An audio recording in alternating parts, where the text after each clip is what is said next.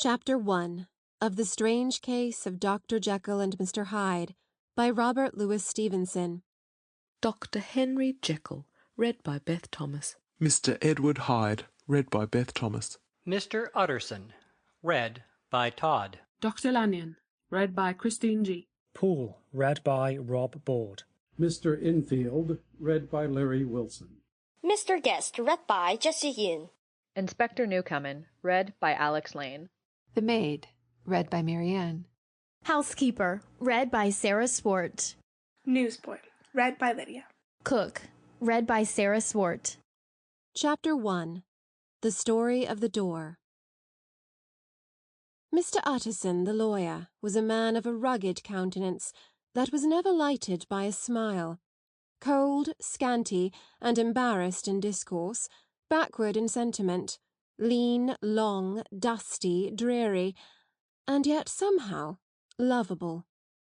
At friendly meetings, and when the wine was to his taste, something eminently human beaconed from his eye, something indeed which never found its way into his talk, but which spoke not only in these silent symbols of the after-dinner face, but more often and loudly in the acts of his life. He was austere with himself, drank gin when he was alone to mortify a taste for vintages, and though he enjoyed the theatre, had not crossed the doors of one for 20 years. But he had an approved tolerance for others, sometimes wondering, almost with envy, at the high pressure of spirits involved in their misdeeds, and in any extremity inclined to help rather than to reprove. I incline to Cain's heresy, he used to say quaintly.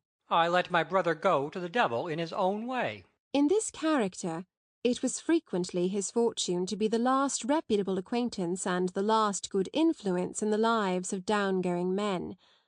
And to such as these, so long as they came about his chambers, he never marked a shade of change in his demeanour. No doubt the feat was easy to Mr. Utterson, for he was undemonstrative at the best, and even his friendship seemed to be founded in a similar catholicity of good nature.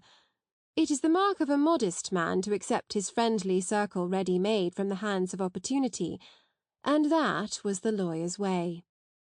His friends were those of his own blood, or those whom he had known the longest. His affections, like ivy, were the growth of time. They implied no aptness in the object.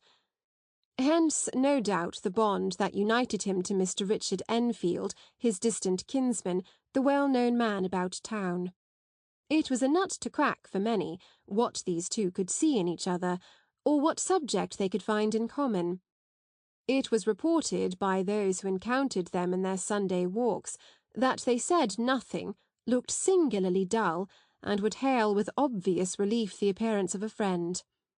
For all that, the two men put the greatest store by these excursions, counted them the chief jewel of each week, and not only set aside occasions of pleasure, but even resisted the calls of business, that they might enjoy them uninterrupted. It chanced on one of these rambles that their way led them down a by-street in a busy quarter of London. The street was small, and what is called quiet, but it drove a thriving trade on the weekdays. The inhabitants were all doing well, it seemed, and all emulously hoping to do better still, and laying out the surplus of their grains in coquetry, so that the shop-fronts stood along that thoroughfare with an air of invitation, like rows of smiling saleswomen. Even on Sunday, when it veiled its more florid charms and lay comparatively empty of passage, the street shone out in contrast to its dingy neighbourhood, like a fire in a forest, and with its freshly painted shutters, well-polished brasses, and general cleanliness and gaiety of note, instantly caught and pleased the eye of the passenger. 2 doors from one corner, on the left hand going east, the line was broken by the entry of a court, and just at that point a certain sinister block of building thrust forward its gable on the street. It was 2 stories high, showed no window, nothing but a door on the lower story and a blind forehead of discoloured wall on the upper, and bore in every feature the marks of prolonged and sordid negligence. The door, which was equipped with neither bell nor knocker, was blistered and distained. Tramps slouched into the recess and struck matches on the panels. Children kept shop upon the steps. The schoolboy had tried his knife on the mouldings, and, for close on a generation, no one had appeared to drive away these random visitors, or to repair their ravages. Mr. Enfield and the lawyer were on the other side of the by-street, but when they came abreast of the entry, the former lifted up his cane and pointed. "Did you ever remark that door?" he asked, and when his companion had replied in the affirmative, "It is connected in my mind," added he, "with a very odd story." Indeed. Said Mr. Utterson, with a slight change of voice. And what was that? "Well, it was this way," returned Mr. Enfield. "I was coming home from some place at the end of the world about 3 o'clock of a black winter morning, and my way lay through a part of town where there was literally nothing to be seen but lamps. Street after street, and all the folks asleep. Street after street, all lighted up as if for a procession, and all as empty as a church, till at last I got into that state of mind when a man listens and listens, and begins to long for a sight of a policeman. All at once I saw two figures. One a little man who was stumping along eastward at a good walk, and the other a girl of maybe 8 or 10, who was running as hard as she was able down a cross street. Well, sir, the two ran into one another, naturally enough, at the corner, and then came the horrible part of the thing, for the man trampled calmly over the child's body and left her screaming on the ground. It sounds nothing to hear, but it was hellish to see. It wasn't like a man. It was like some damned juggernaut.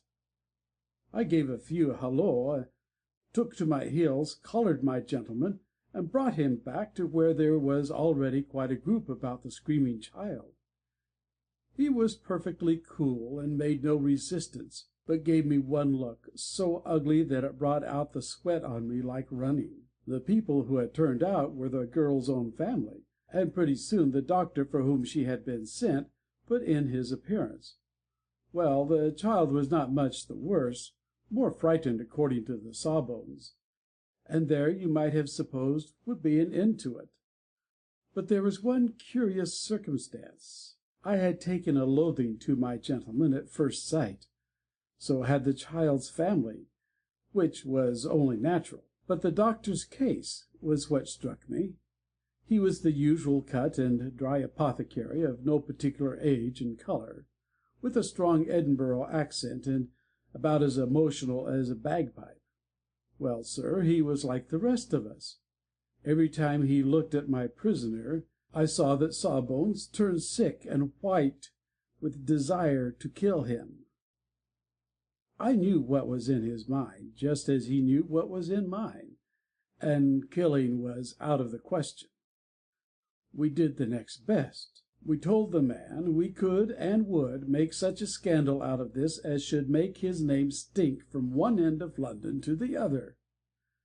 If he had any friends or any credit, we undertook that he should lose them. And all the time, as we were pitching it in red hot, we were keeping the women off him as best we could, for they were as wild as harpies. I never saw a circle of such hateful faces. And there was the man in the middle, with a kind of black sneering coolness, frightened too, I could see that, but carrying it off, sir, really like Satan. "If you choose to make capital out of this accident," said he, "I am naturally helpless. No gentleman but wishes to avoid a scene," says he. "Name your figure." Well, we screwed him up to £100 for the child's family. He would have clearly liked to stick it out, but there was something about the lot of us that meant mischief, and at last he struck. The next thing was to get the money, and where do you think he carried us but to that place with the door?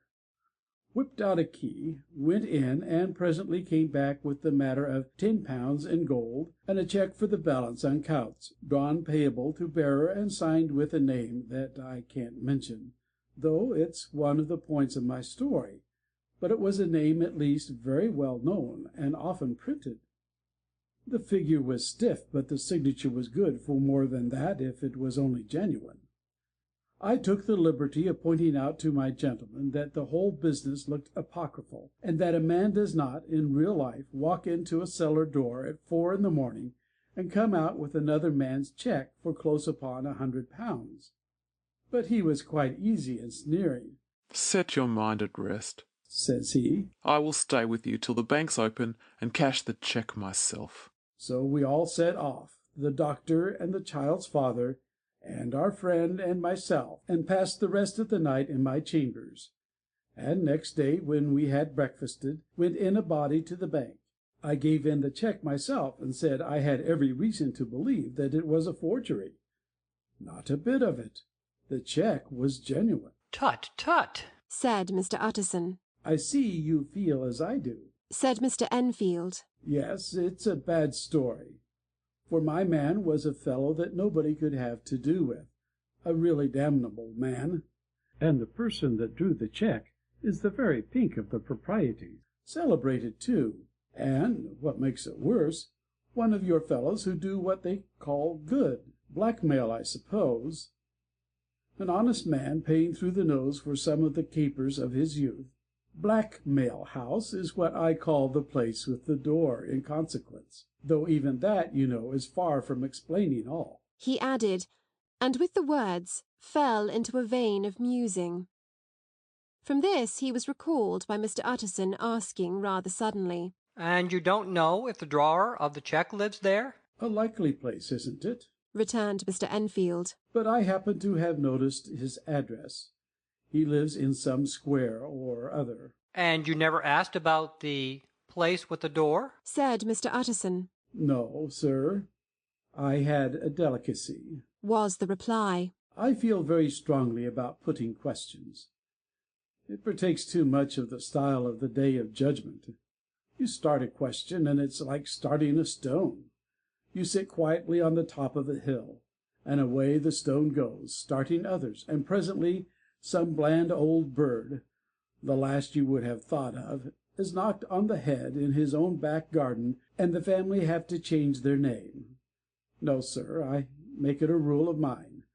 The more it looks like Queer Street, the less I ask. A very good rule, too, said the lawyer. But I have studied the place for myself, continued Mr. Enfield. It seems scarcely a house. There is no other door, and nobody goes in or out of it but once in a great while, the gentleman of my adventure. There are 3 windows looking on the court on the first floor, none below. The windows are always shut, but they are clean. And then there is a chimney which is generally smoking, so somebody must live there. And yet it's not so sure, for the buildings are so packed together about the court that it's hard to say where one ends and another begins. The pair walked on again for a while in silence, and then, Enfield, said Mr. Utterson. That's a good rule of yours. Yes, I think it is, returned Enfield. But for all that, continued the lawyer, there's one point I want to ask.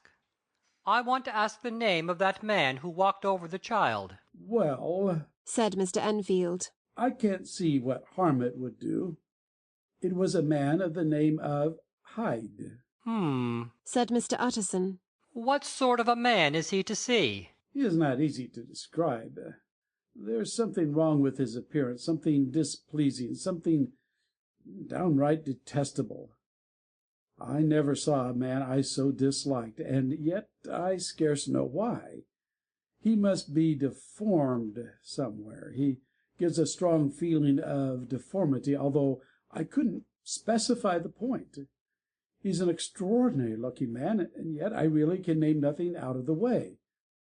No, sir, I can make no hand of it. I can't describe him, and it's not want of memory, for I declare I can see him in this moment. Mr. Utterson again walked some way in silence, and obviously under a weight of consideration. You are sure he used a key? he inquired at last. My dear sir, began Enfield, surprised out of himself. Yes, I know, said Utterson. I know it must seem strange. The fact is, If I do not ask you the name of the other party, it is because I know it already. You see, Richard, your tale has gone home. If you have been inexact in any point, you had better correct it. I think you might have warned me. Returned the other, with a touch of sullenness. But I have been pedantically exact, as you call it. The fellow had a key, and what's more, he has it still. I saw him use it not a week ago. Mr. Utterson sighed deeply, but said never a word, and the young man presently resumed. Here is another lesson to say nothing, said he. I am ashamed of my long tongue. Let us make a bargain never to refer to this again. With all my heart, said the lawyer. I shake hands on that, Richard. End of chapter 1.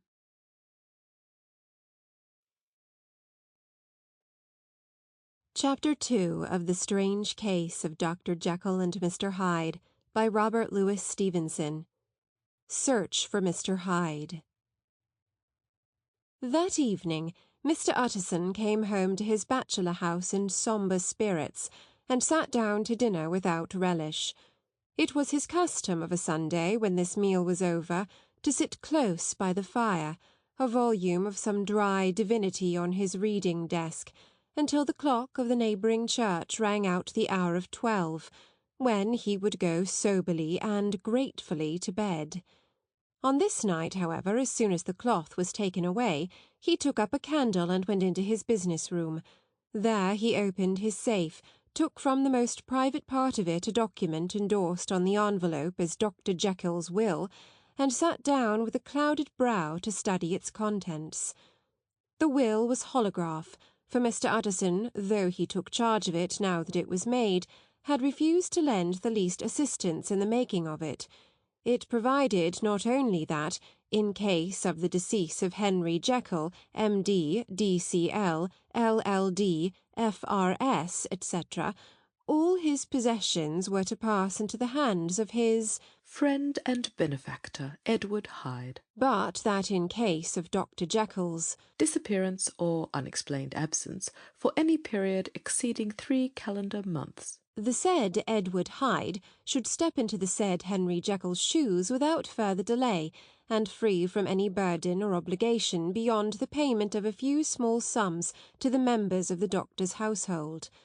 This document had long been the lawyer's eyesore. It offended him both as a lawyer and as a lover of the sane and customary sides of life, to whom the fanciful was the immodest. And hitherto it was his ignorance of Mr. Hyde that had swelled his indignation. Now, by a sudden turn, it was his knowledge. It was already bad enough when the name was but a name of which he could learn no more. It was worse when it began to be clothed upon with detestable attributes, and out of the shifting, insubstantial mists that had so long baffled his eye, there leaped up the sudden, definite presentment of a fiend. I thought it was madness, he said, as he replaced the obnoxious paper in the safe.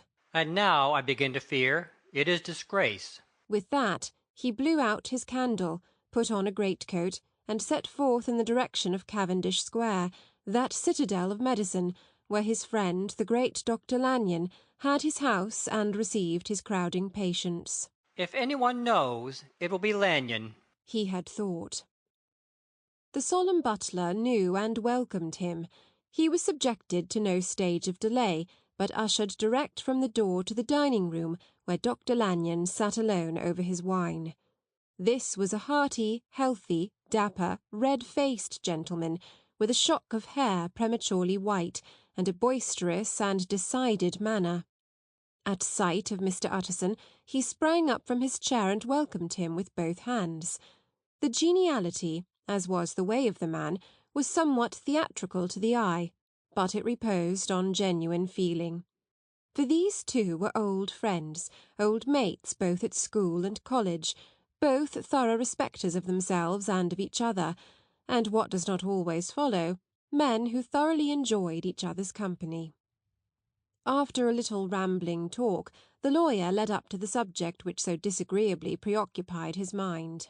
I suppose, Lanyon, said he, You and I must be the two oldest friends that Henry Jekyll has. I wish the French were younger, chuckled Dr. Lanyon. but I suppose we are. And what of that? I see little of him now. Indeed? Said Utterson. I thought you had a bond of common interest. We had, was the reply. But it is more than 10 years since Henry Jekyll became too fanciful for me.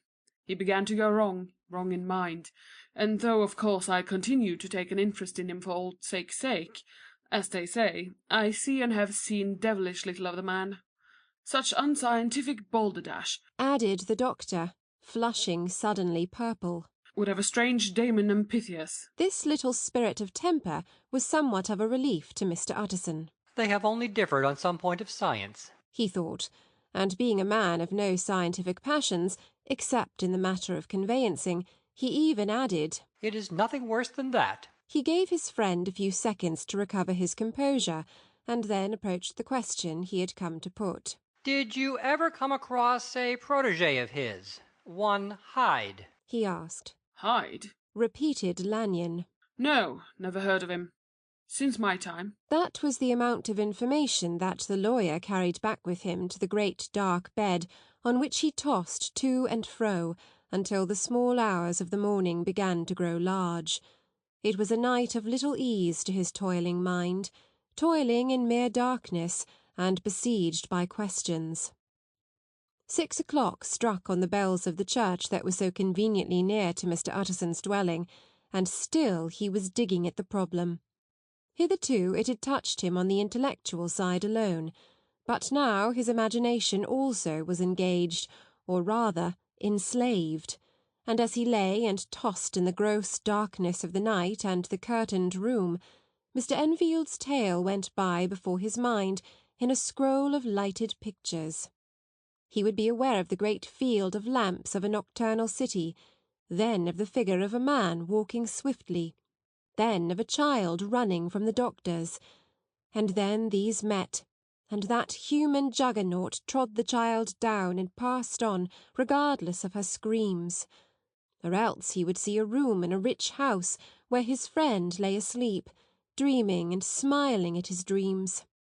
And then the door of that room would be opened, the curtains of the bed plucked apart, the sleeper recalled, and lo, there would stand by his side a figure to whom power was given, and even at that dread hour he must rise and do its bidding.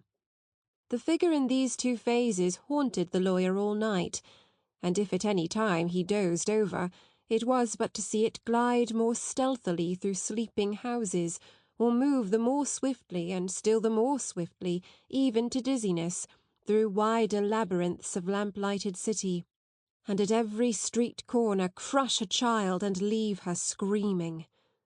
And still the figure had no face by which he might know it, even in his dreams. It had no face, or one that baffled him and melted before his eyes, and thus it was that there sprang up and grew apace in the lawyer's mind a singularly strong, almost an inordinate curiosity to behold the features of the real Mr. Hyde. If he could but once set eyes on him, he thought the mystery would lighten, and perhaps roll altogether away, as was the habit of mysterious things when well examined. He might see a reason for his friend's strange preference, or bondage, call it which you please, and even for the startling clause of the will. At least it would be a face worth seeing, the face of a man who was without bowels of mercy, a face which had but to show itself to raise up, in the mind of the unimpressionable Enfield, a spirit of enduring hatred. From that time forward, Mr. Utterson began to haunt the door in the by-street of shops, in the morning before office hours, at noon when business was plenty and time scarce, at night under the face of the fogged city moon, by all light and at all hours of solitude or concourse, the lawyer was to be found on his chosen post. If he be Mr. Hyde, he had thought, I shall be Mr. Seek. And at last his patience was rewarded. It was a fine dry night, frost in the air, the streets as clean as a ballroom floor, the lamps unshaken by any wind, drawing a regular pattern of light and shadow. By 10 o'clock, when the shops were closed, the by-street was very solitary, and in spite of the low growl of London from all round, very silent. Small sounds carried far. Domestic sounds out of the houses were clearly audible on either side of the roadway, and the rumour of the approach of any passenger preceded him by a long time. Mr. Utterson had been some minutes at his post when he was aware of an odd light footstep drawing near. In the course of his nightly patrols he had long grown accustomed to the quaint effect with which the footfalls of a single person, while he is still a great way off, suddenly spring out distinct from the vast hum and clatter of the city. Yet his attention had never before been so sharply and decisively arrested, and it was with a strong, superstitious prevision of success that he withdrew into the entry of the court. The steps drew swiftly nearer, and swelled out suddenly louder as they turned the end of the street. The lawyer, looking forth from the entry, could soon see what manner of man he had to deal with. He was small and very plainly dressed, and the look of him, even at that distance, went somehow strongly against the watcher's inclination. But he made straight for the door, crossing the roadway to save time, and as he came, he drew a key from his pocket, like one approaching home. Mr. Utterson stepped out and touched him on the shoulder as he passed. Mr. Hyde, I think. Mr. Hyde shrank back with a hissing intake of the breath. But his fear was only momentary, and though he did not look the lawyer in the face, he answered coolly enough. That is my name. What do you want? I see you are going in, returned the lawyer. I am an old friend of Dr. Jekyll's, Mr. Utterson of Gaunt Street. You must have heard of my name, and meeting you so conveniently, I thought you might admit me. You will not find Dr. Jekyll. He's from home, replied Mr. Hyde, blowing in the key. And then suddenly, but still without looking up. How did you know me? He asked. On your side, said Mr. Utterson. Will you do me a favour? With pleasure, replied the other. What shall it be? Will you let me see your face? Asked the lawyer. Mr. Hyde appeared to hesitate, and then, as if upon some sudden reflection, fronted about with an air of defiance, and the pair stared at each other pretty fixedly for a few seconds. Now I shall know you again, said Mr. Utterson. It may be useful. Yes, returned Mr. Hyde. It is as well we have met, and apropos you should have my address. And he gave a number of a street in Soho. Good God, thought Mr. Utterson. Can he, too, have been thinking of the will? But he kept his feelings to himself, and only grunted in acknowledgment of the address. And now, said the other. How did you know me? By description, was the reply. Whose description? We have common friends, said Mr. Utterson. Common friends? Echoed Mr. Hyde, a little hoarsely. Who are they? Jekyll, for instance, said the lawyer. He never told you, cried Mr. Hyde, with a flush of anger. I did not think you would have lied. Come, said Mr. Utterson. That is not fitting language. The other snarled aloud into a savage laugh, and the next moment, with extraordinary quickness, he had unlocked the door and disappeared into the house. The lawyer stood a while when Mr. Hyde had left him, the picture of disquietude. Then he began slowly to mount the street, pausing every step or two and putting his hand to his brow, like a man in mental perplexity. The problem he was thus debating as he walked was one of a class that is rarely solved. Mr. Hyde was pale and dwarfish. He gave an impression of deformity without any nameable malformation. He had a displeasing smile. He had borne himself to the lawyer with a sort of murderous mixture of timidity and boldness, and he spoke with a husky, whispering and somewhat broken voice. All these were points against him, but not all of these together could explain the hitherto unknown disgust, loathing, and fear with which Mr. Utterson regarded him. There must be something else, said the perplexed gentleman. There is something more, if I could find a name for it. God bless me, the man seems hardly human. Something troglodyte, shall we say? Or can it be the old story of Dr. Fell? Or is it the mere radiance of a foul soul that thus transpires through and transfigures its clay continent? The last, I think, for, oh, my poor old Harry Jekyll, If I ever read Satan's signature upon a face, it is on that of your new friend. Round the corner from the by-street there was a square of ancient handsome houses, now for the most part decayed from their high estate, and let in flats and chambers to all sorts and conditions of men, map engravers, architects, shady lawyers, and the agents of obscure enterprises. One house, however, second from the corner, was still occupied entire, and at the door of this, which wore a great air of wealth and comfort, though it was now plunged in darkness except for the fanlight, Mr. Utterson stopped and knocked. A well-dressed, elderly servant opened the door. "Is Dr. Jekyll at home, Poole?" asked the lawyer. "I will see, Mr. Utterson," said Poole, admitting the visitor as he spoke into a large, low-roofed, comfortable hall, paved with flags, warmed, after the fashion of a country house, by a bright open fire, and furnished with costly cabinets of oak. "Will you wait here by the fire, sir, or shall I give you a light in the dining room?" "Here, thank you," said the lawyer, and he drew near and leaned on the tall fender. This hall, in which he was now left alone, was a pet fancy of his friend the doctor's, and Utterson himself was wont to speak of it as the pleasantest room in London. But to-night there was a shudder in his blood. The face of Hyde sat heavy on his memory. He felt, what was rare with him, a nausea and distaste of life, and in the gloom of his spirits he seemed to read a menace in the flickering of the firelight on the polished cabinets and the uneasy starting of the shadow on the roof. He was ashamed of his relief when Poole presently returned to announce that Dr. Jekyll was gone out. "I saw Mr. Hyde go in by the old dissecting room, Poole," he said. "Is that right, when Dr. Jekyll is from home?" "Quite right, Mr. Utterson, sir," replied the servant. "Mr. Hyde has a key." "Your master seems to repose a great deal of trust in that young man, Poole," resumed the other musingly. "Yes, sir, he does indeed," said Poole. "We have all orders to obey him." "I do not think I ever met Mr. Hyde," asked Utterson. "Oh dear, no, sir. He never dines here," replied the butler. "Indeed, we see very little of him on this side of the house. He mostly comes and goes by the laboratory." "Well, good night, Poole." "Good night, Mr. Utterson." And the lawyer set out homeward with a very heavy heart. "Poor Harry Jekyll," he thought. "My mind misgives me he is in deep waters. He was wild when he was young, a long while ago to be sure, but in the law of God there is no statute of limitations.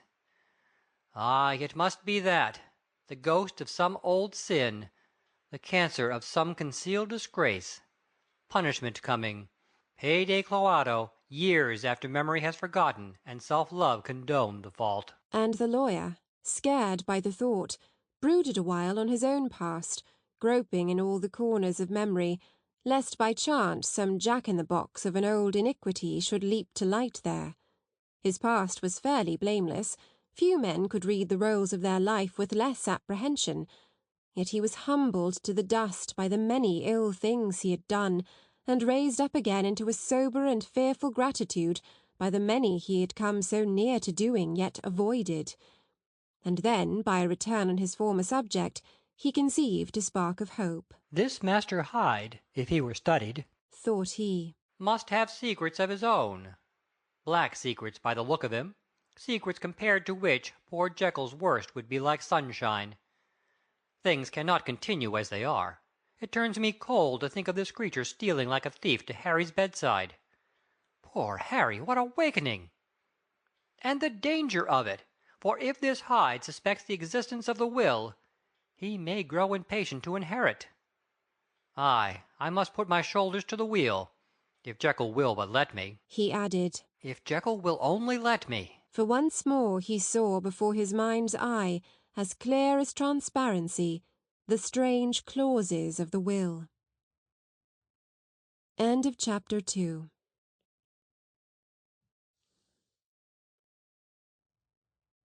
Chapter 3 of The Strange Case of Dr. Jekyll and Mr. Hyde by Robert Louis Stevenson.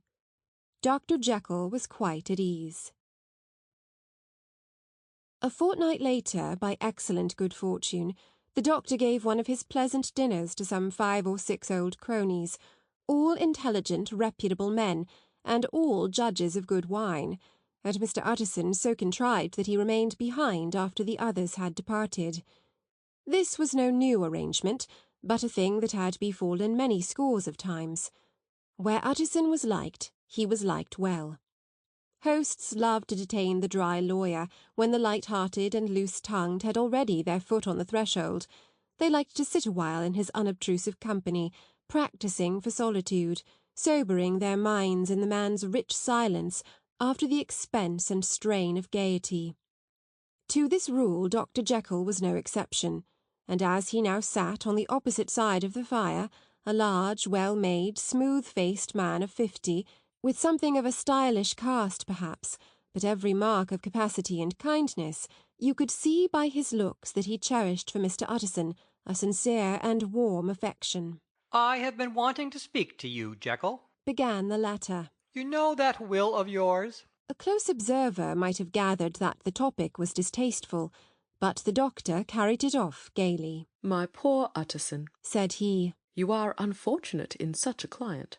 I never saw a man so distressed as you were by my will, unless it were that hide-bound pedant, Lanyon, at what he called my scientific heresies.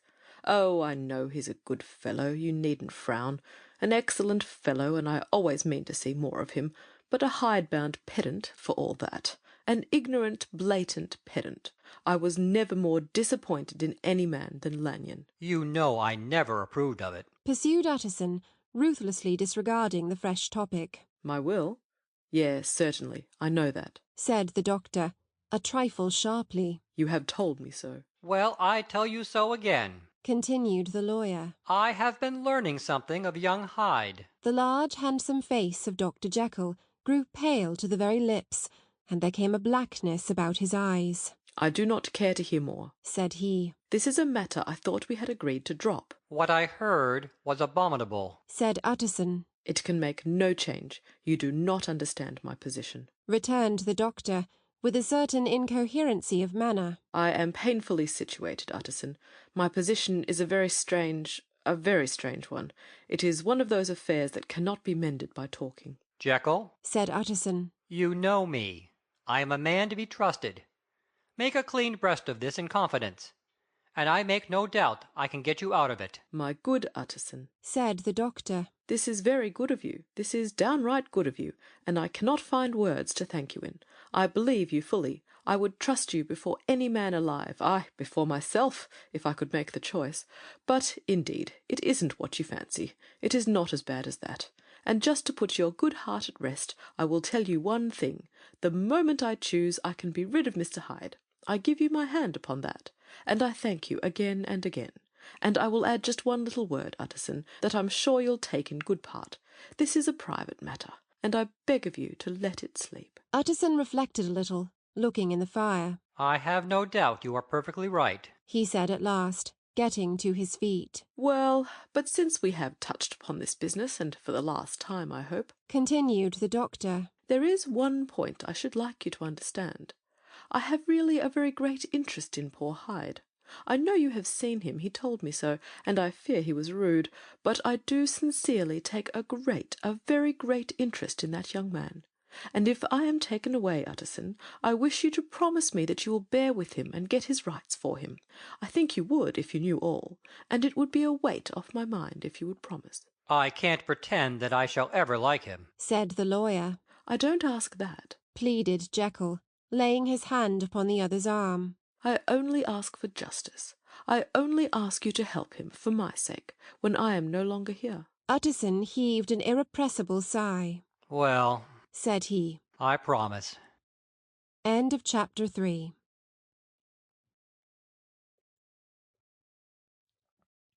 Chapter 4 of The Strange Case of Dr. Jekyll and Mr. Hyde, by Robert Louis Stevenson. The Carew Murder Case. Nearly a year later, in the month of October, 18 , London was startled by a crime of singular ferocity, and rendered all the more notable by the high position of the victim. The details were few and startling. A maid-servant living alone in a house not far from the river had gone upstairs to bed about 11.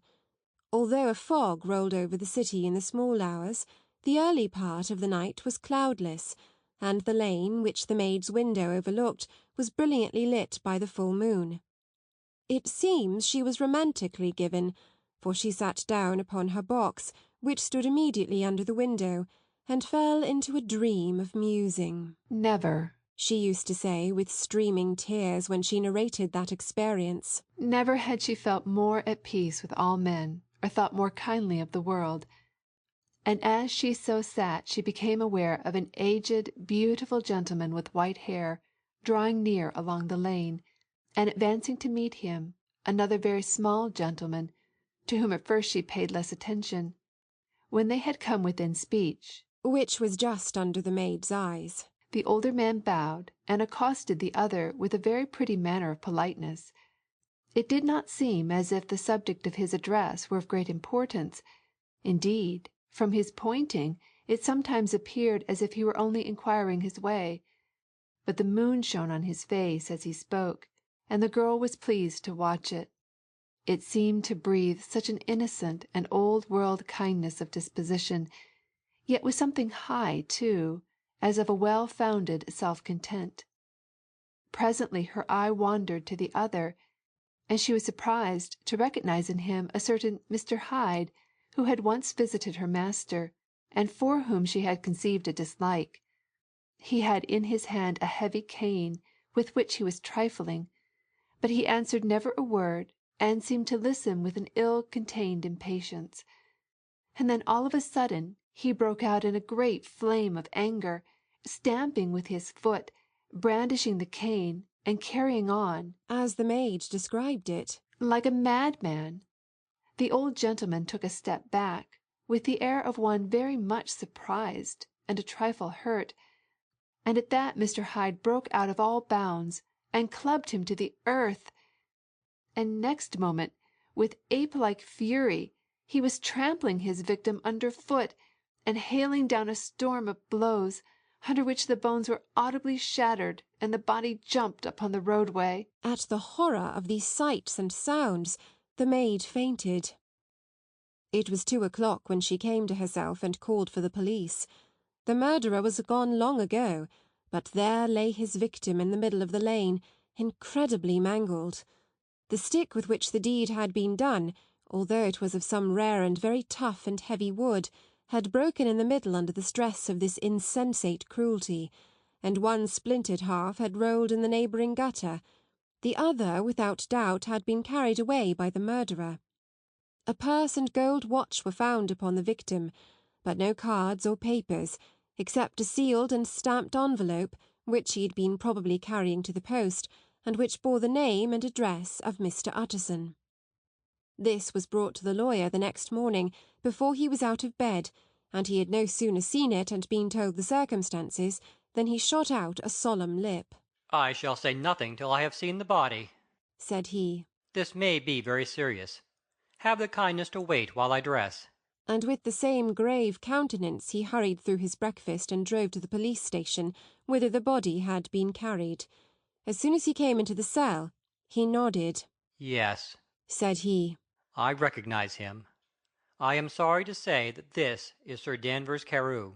"Good God, sir!" exclaimed the officer. "Is it possible?" And the next moment his eye lighted up with professional ambition. "This will make a deal of noise," he said. "and perhaps you can help us to the man." And he briefly narrated what the maid had seen, and showed the broken stick. Mr. Utterson had already quailed at the name of Hyde, but when the stick was laid before him, he could doubt no longer. Broken and battered as it was, he recognized it for one that he had himself presented many years before to Henry Jekyll. "Is this Mr. Hyde a person of small stature?" he inquired. "Particularly small and particularly wicked-looking is what the maid calls him," said the officer.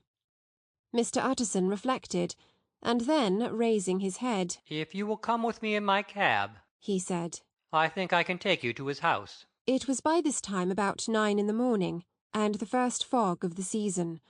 A great chocolate-coloured pall lowered over heaven, but the wind was continually charging and routing these embattled vapours, so that as the cab crawled from street to street, Mr. Utterson beheld a marvellous number of degrees and hues of twilight, for here it would be dark like the back end of evening, and there would be a glow of rich lurid brown like the light of some strange conflagration, and here, for a moment, the fog would be quite broken up, and a haggard shaft of daylight would glance in between the swirling wreaths.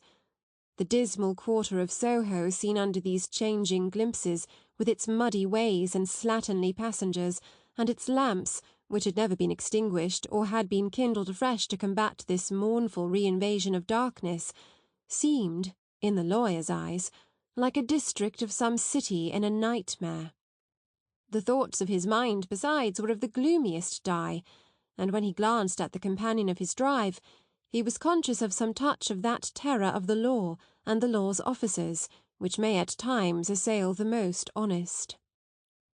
As the cab drew up before the address indicated, the fog lifted a little and showed him a dingy street, a gin palace, a low French eating-house, a shop for the retail of penny numbers and twopenny salads, many ragged children huddled in the doorways, and many women of many different nationalities passing out, key in hand, to have a morning glass, and the next moment the fog settled down again upon that part, as brown as umber, and cut him off from his blackguardly surroundings. This was the home of Henry Jekyll's favourite, of a man who was heir to 250,000 sterling. An ivory-faced and silvery-haired old woman opened the door. She had an evil face, smoothed by hypocrisy, but her manners were excellent. Yes, she said. This was Mr. Hyde's, but he was not at home. He had been in that night very late, but he had gone away again in less than an hour. There was nothing strange in that. His habits were very irregular, and he was often absent. For instance, it was nearly 2 months since she had seen him, till yesterday. Very well, then. We wish to see his rooms, said the lawyer, and when the woman began to declare it was impossible, I had better tell you who this person is, he added. This is Inspector Newcomen of Scotland Yard. A flash of odious joy appeared upon the woman's face. Ah, said she. He is in trouble. What has he done? Mr. Utterson and the inspector exchanged glances. You don't seem a very popular character, observed the latter. And now, my good woman, just let me and this gentleman have a look about us. In the whole extent of the house, which but for the old woman remained otherwise empty, Mr. Hyde had only used a couple of rooms, but these were furnished with luxury and good taste. A closet was filled with wine, the plate was of silver, the napery elegant, a good picture hung upon the walls, a gift, as Utterson supposed, from Henry Jekyll, who was much of a connoisseur, and the carpets were of many plies and agreeable in colour. At this moment, however, the rooms bore every mark of having been recently and hurriedly ransacked. Clothes lay about the floor with their pockets inside out, lock-fast drawers stood open, and on the hearth there lay a pile of grey ashes, as though many papers had been burned. From these embers the inspector disinterred the butt end of a green cheque-book, which had resisted the action of the fire. The other half of the stick was found behind the door, and as this clinched his suspicions, the officer declared himself delighted.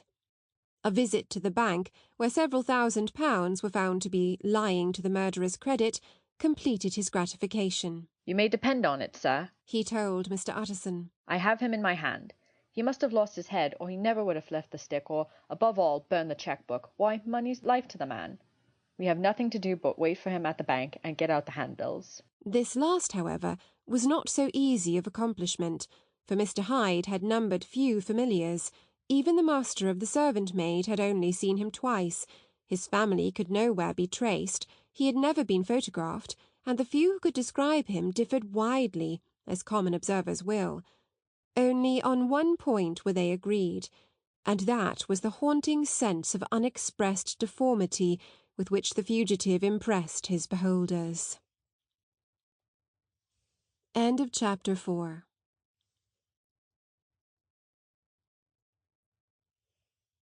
Chapter 5 of The Strange Case of Dr. Jekyll and Mr. Hyde by Robert Louis Stevenson. Incident of the Letter. It was late in the afternoon when Mr. Utterson found his way to Dr. Jekyll's door, where he was at once admitted by Poole, and carried down by the kitchen offices and across a yard, which had once been a garden, to the building which was indifferently known as the laboratory or dissecting rooms.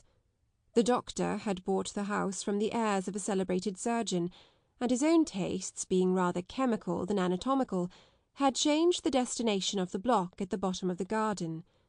It was the first time that the lawyer had been received in that part of his friend's quarters, and he eyed the dingy, windowless structure with curiosity, and gazed round with a distasteful sense of strangeness as he crossed the theatre, once crowded with eager students, and now lying gaunt and silent, the tables laden with chemical apparatus, the floor strewn with crates and littered with packing straw, and the light falling dimly through the foggy cupola. At the further end a flight of stairs mounted to a door covered with red baize, and through this Mr. Utterson was at last received into the doctor's cabinet. It was a large room fitted round with glass presses, furnished, among other things, with a cheval-glass and a business table, and looking out upon the court by 3 dusty windows barred with iron. The fire burned in the grate, a lamp was set lighted on the chimney-shelf, for even in the houses the fog began to lie thickly, and there, close up to the warmth, sat Dr. Jekyll, looking deathly sick.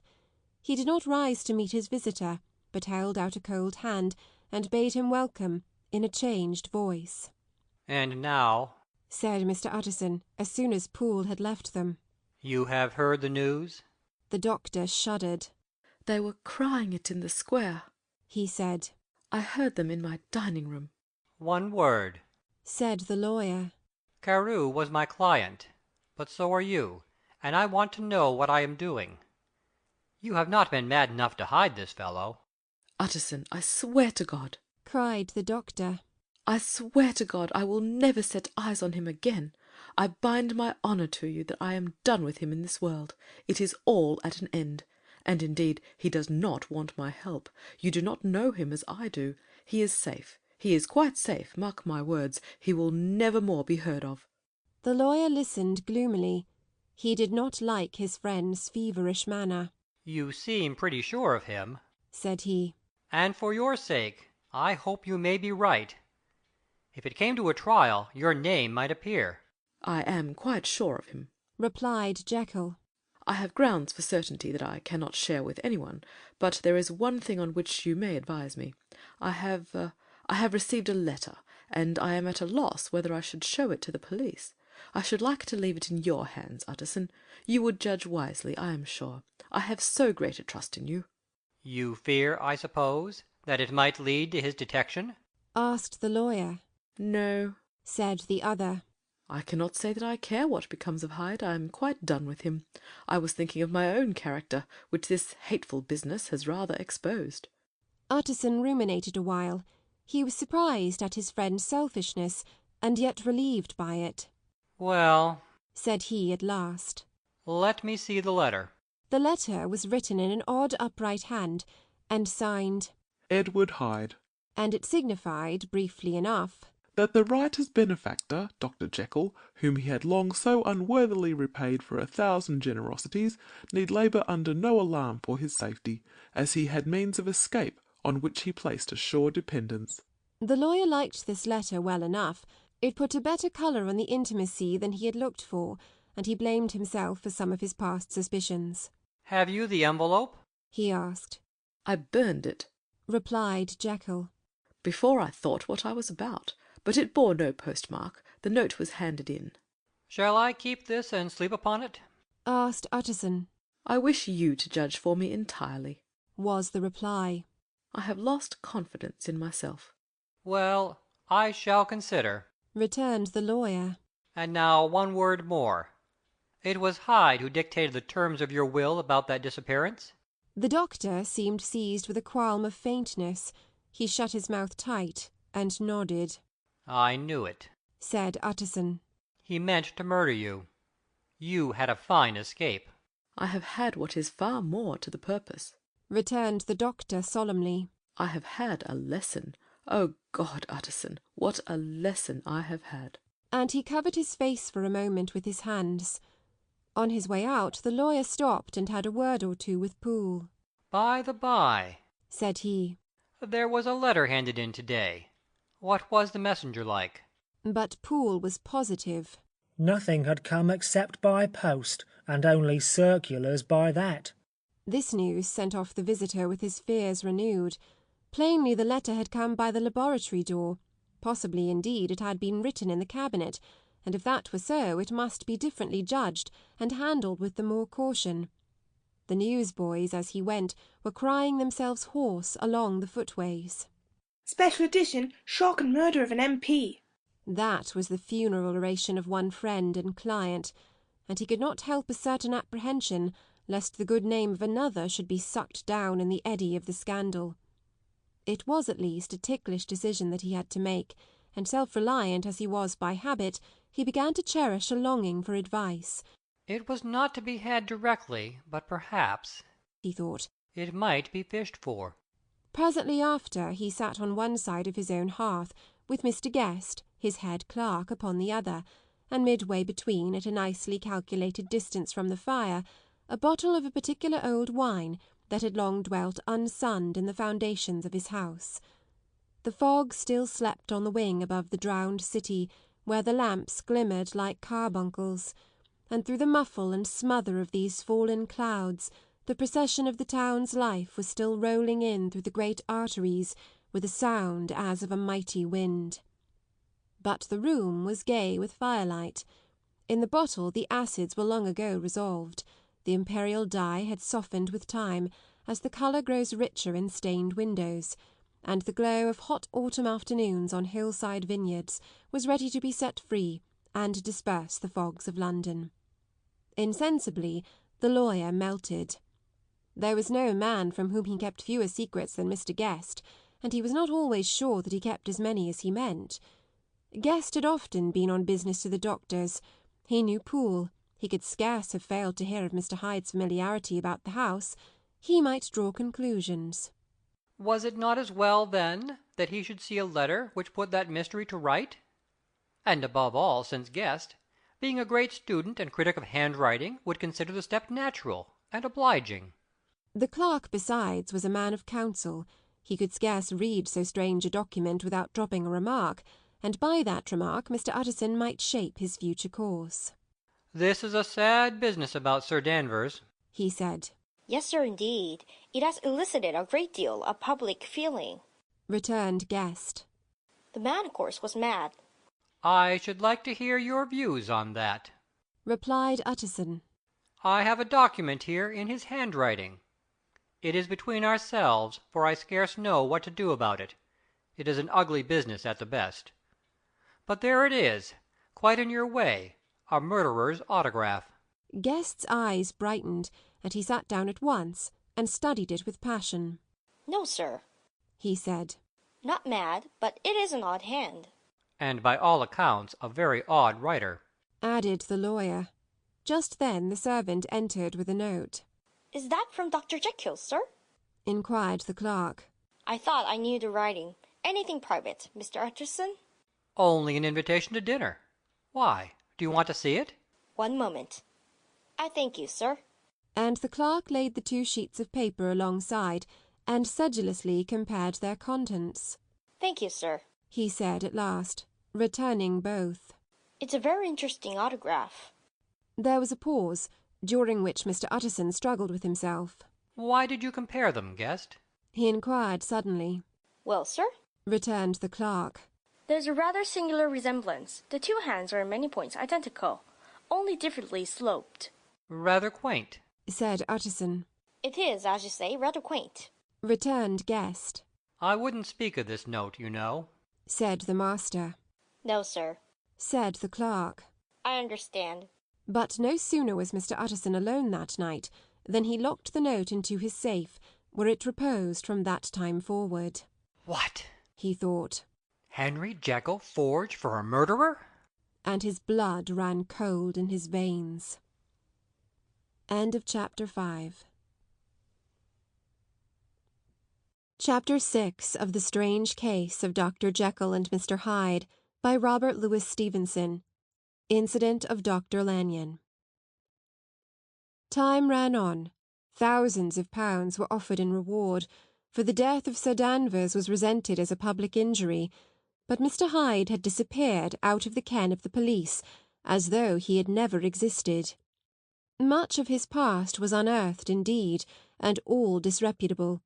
Tales came out of the man's cruelty, at once so callous and violent, of his vile life, of his strange associates, of the hatred that seemed to have surrounded his career. But of his present whereabouts, not a whisper. From the time he had left the house in Soho on the morning of the murder, he was simply blotted out. And gradually, as time drew on, Mr. Utterson began to recover from the hotness of his alarm, and to grow more at quiet with himself. The death of Sir Danvers was, to his way of thinking, more than paid for by the disappearance of Mr. Hyde. Now that evil influence had been withdrawn, a new life began for Dr. Jekyll. He came out of his seclusion, renewed relations with his friends, became once more their familiar guest and entertainer, and whilst he had always been known for charities, he was now no less distinguished for religion. He was busy, he was much in the open air, he did good, his face seemed to open and brighten, as if with an inward consciousness of service, and for more than 2 months the doctor was at peace. On the 8th of January Utterson had dined at the doctor's with a small party. Lanyon had been there, and the face of the host had looked from one to the other as in the old days when the trio were inseparable friends. On the 12th, and again on the 14th, the door was shut against the lawyer. The doctor was confined to the house, Poole said, and saw no one. On the 15th he tried again, and was again refused, and having now been used for the last 2 months to see his friend almost daily, he found this return of solitude to weigh upon his spirits. The 5th night he had in guests to dine with him, and the 6th he betook himself to Dr. Lanyon's. There at least he was not denied admittance, but when he came in he was shocked at the change which had taken place in the doctor's appearance. He had his death warrant written legibly upon his face. The rosy man had grown pale, his flesh had fallen away, he was visibly balder and older, and yet it was not so much these tokens of a swift physical decay that arrested the lawyer's notice, as a look in the eye and quality of manner that seemed to testify to some deep-seated terror of the mind.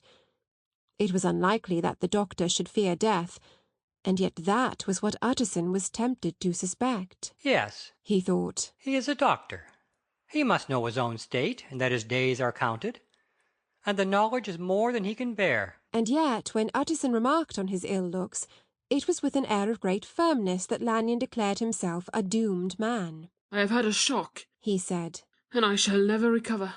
It is a question of weeks. Well, life has been pleasant. I liked it. Yes, sir, I used to like it. I sometimes think if we knew all, we should be more glad to get away. Jekyll is ill too, observed Utterson. Have you seen him? But Lanyon's face changed, and he held up a trembling hand. I wish to see or hear no more of Dr. Jekyll, he said in a loud, unsteady voice. I am quite done with that person, and I beg that you will spare me any allusion to one whom I regard as dead. Tut, tut, said Mr. Utterson, and then, after a considerable pause, Can't I do anything? he inquired. We are 3 very old friends, Lanyon. We shall not live to make others. Nothing can be done, returned Lanyon. Ask himself. He will not see me, said the lawyer. I am not surprised at that, was the reply. Some day, Utterson, after I am dead, you may perhaps come to learn the right and wrong of this. I cannot tell you, and in the meantime, if you can sit and talk with me of other things, for God's sakes, stay and do so. But if you cannot keep clear of this accursed topic, then in God's name go, for I cannot bear it. As soon as he got home, Utterson sat down and wrote to Jekyll, complaining of his exclusion from the house, and asking the cause of this unhappy break with Lanyon, and the next day brought him a long answer, often very pathetically worded, and sometimes darkly mysterious in drift. The quarrel with Lanyon was incurable. I do not blame our old friend, Jekyll wrote, but I share his view that we must never meet. I mean from henceforth to lead a life of extreme seclusion. You must not be surprised, nor must you doubt my friendship if my door is often shut even to you. You must suffer me to go my own dark way. I have brought on myself a punishment and a danger that I cannot name. If I am the chief of sinners, I am the chief of sufferers also. I could not think that this earth contained a place for sufferings and terrors so unmanning. And you can do but one thing, Utterson, to lighten this destiny, and that is to respect my silence. Utterson was amazed. The dark influence of Hyde had been withdrawn. The doctor had returned to his old tasks and amities. A week ago the prospect had smiled with every promise of a cheerful and an honoured age. And now, in a moment, friendship and peace of mind and the whole tenor of his life were wrecked.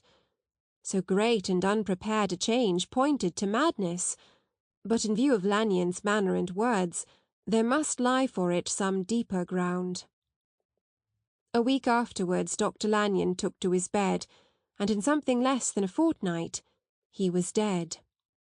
The night after the funeral, at which he had been sadly affected, Utterson locked the door of his business room, and sitting there by the light of a melancholy candle, drew out and set before him an envelope, addressed by the hand, and sealed with the seal of his dead friend. Private, for the hands of J. G. Utterson alone, and in case of his predecease, to be destroyed unread. So it was emphatically superscribed, and the lawyer dreaded to behold the contents. I have buried one friend today, he thought. What if this should cost me another? And then he condemned the fear as a disloyalty and broke the seal.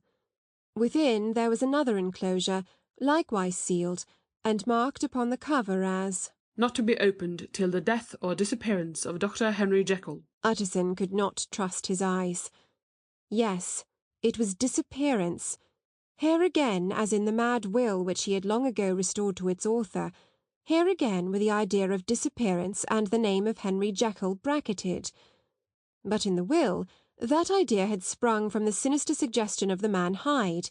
It was set there with a purpose all too plain and horrible. Written by the hand of Lanyon, what should it mean? A great curiosity came on the trustee to disregard the prohibition and dive at once to the bottom of these mysteries. But professional honour and faith to his dead friend were stringent obligations, and the packet slept in the inmost corner of his private safe. It is one thing to mortify curiosity, another to conquer it, and it may be doubted if, from that day forth, Utterson desired the society of his surviving friend with the same eagerness. He thought of him kindly, but his thoughts were disquieted and fearful. He went to call, indeed, but he was perhaps relieved to be denied admittance. Perhaps in his heart he preferred to speak with Poole upon the doorstep, and surrounded by the air and sounds of the open city, rather than to be admitted into that house of voluntary bondage, and to sit and speak with its inscrutable recluse.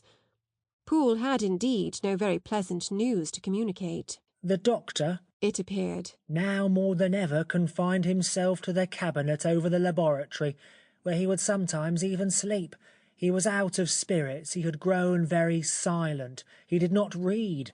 It seemed as if he had something on his mind. Utterson became so used to the unvarying character of these reports that he fell off little by little in the frequency of his visits. End of chapter 6.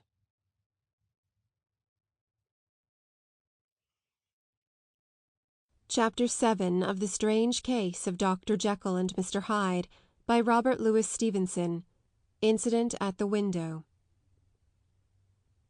It chanced on Sunday, when Mr. Utterson was on his usual walk with Mr. Enfield, that their way lay once again through the by-street, and that when they came in front of the door, both stopped to gaze on it.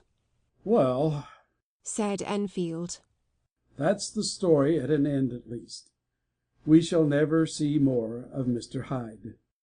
I hope not, said Utterson. Did I ever tell you that I once saw him, and shared your feeling of repulsion? "It was impossible to do one without the other," returned Enfield.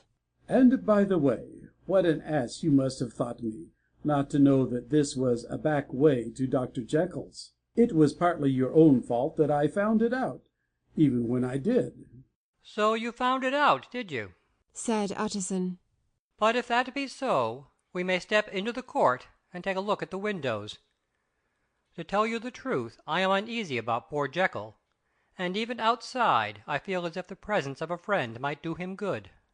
The court was very cool and a little damp, and full of premature twilight, although the sky, high up overhead, was still bright with sunset.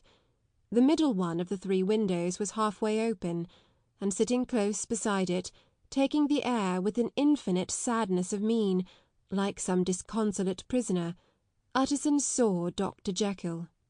"What, Jekyll!" he cried. "I trust you are better." "I am very low, Utterson," replied the doctor drearily. "very low. It will not last long, thank God." "You stay too much indoors," said the lawyer. "You should be out, whipping up the circulation like Mr. Enfield and me. This is my cousin, Mr. Enfield, Dr. Jekyll. Come now, get your hat and take a quick turn with us." "You are very good," sighed the other. "I should like to very much, but no, it is quite impossible. I dare not. But indeed, Utterson, I am very glad to see you. This is really a great pleasure. I would ask you and Mr. Enfield up, but the place is really not fit." "Why, then," said the lawyer good-naturedly, "the best thing we can do is to stay down here and speak with you from where we are." "That is just what I was about to venture to propose," returned the doctor with a smile. But the words were hardly uttered before the smile was struck out of his face, and succeeded by an expression of such abject terror and despair as froze the very blood of the two gentlemen below. They saw it but for a glimpse, for the window was instantly thrust down, but that glimpse had been sufficient, and they turned and left the court without a word. In silence, too, they traversed the by-street, and it was not until they had come into a neighbouring thoroughfare, where even upon a Sunday there were still some stirrings of life, that Mr. Utterson at last turned and looked at his companion. They were both pale, and there was an answering horror in their eyes. "God forgive us! God forgive us!" said Mr. Utterson, but Mr. Enfield only nodded his head very seriously, and walked on once more in silence. End of chapter 7. Chapter 8 of The Strange Case of Dr. Jekyll and Mr. Hyde, by Robert Louis Stevenson. The Last Night. Mr. Utterson was sitting by his fireside one evening after dinner, when he was surprised to receive a visit from Poole. "Bless me, Poole, what brings you here?" he cried, and then, taking a second look at him, "What ails you?" he added. "Is the doctor ill?" "Mr. Utterson," said the man, "there is something wrong." "Take a seat, and here is a glass of wine for you," said the lawyer. "Now, take your time, and tell me plainly what you want." "You know the doctor's ways, sir," replied Poole. "and how he shuts himself up. Well, he's shut up again in the cabinet, and I don't like it, sir. I wish I may die if I like it. Mr. Utterson, sir, I'm afraid." "Now, my good man," said the lawyer, "be explicit. What are you afraid of?" "I've been afraid for about a week," returned Poole, doggedly disregarding the question. "and I can bear it no more." The man's appearance amply bore out his words. His manner was altered for the worse, and except for the moment when he had first announced his terror, he had not once looked the lawyer in the face. Even now he sat with the glass of wine untasted on his knee, and his eyes directed to a corner of the floor. "I can bear it no more," he repeated. "Come," said the lawyer. "I see you have some good reason, Poole.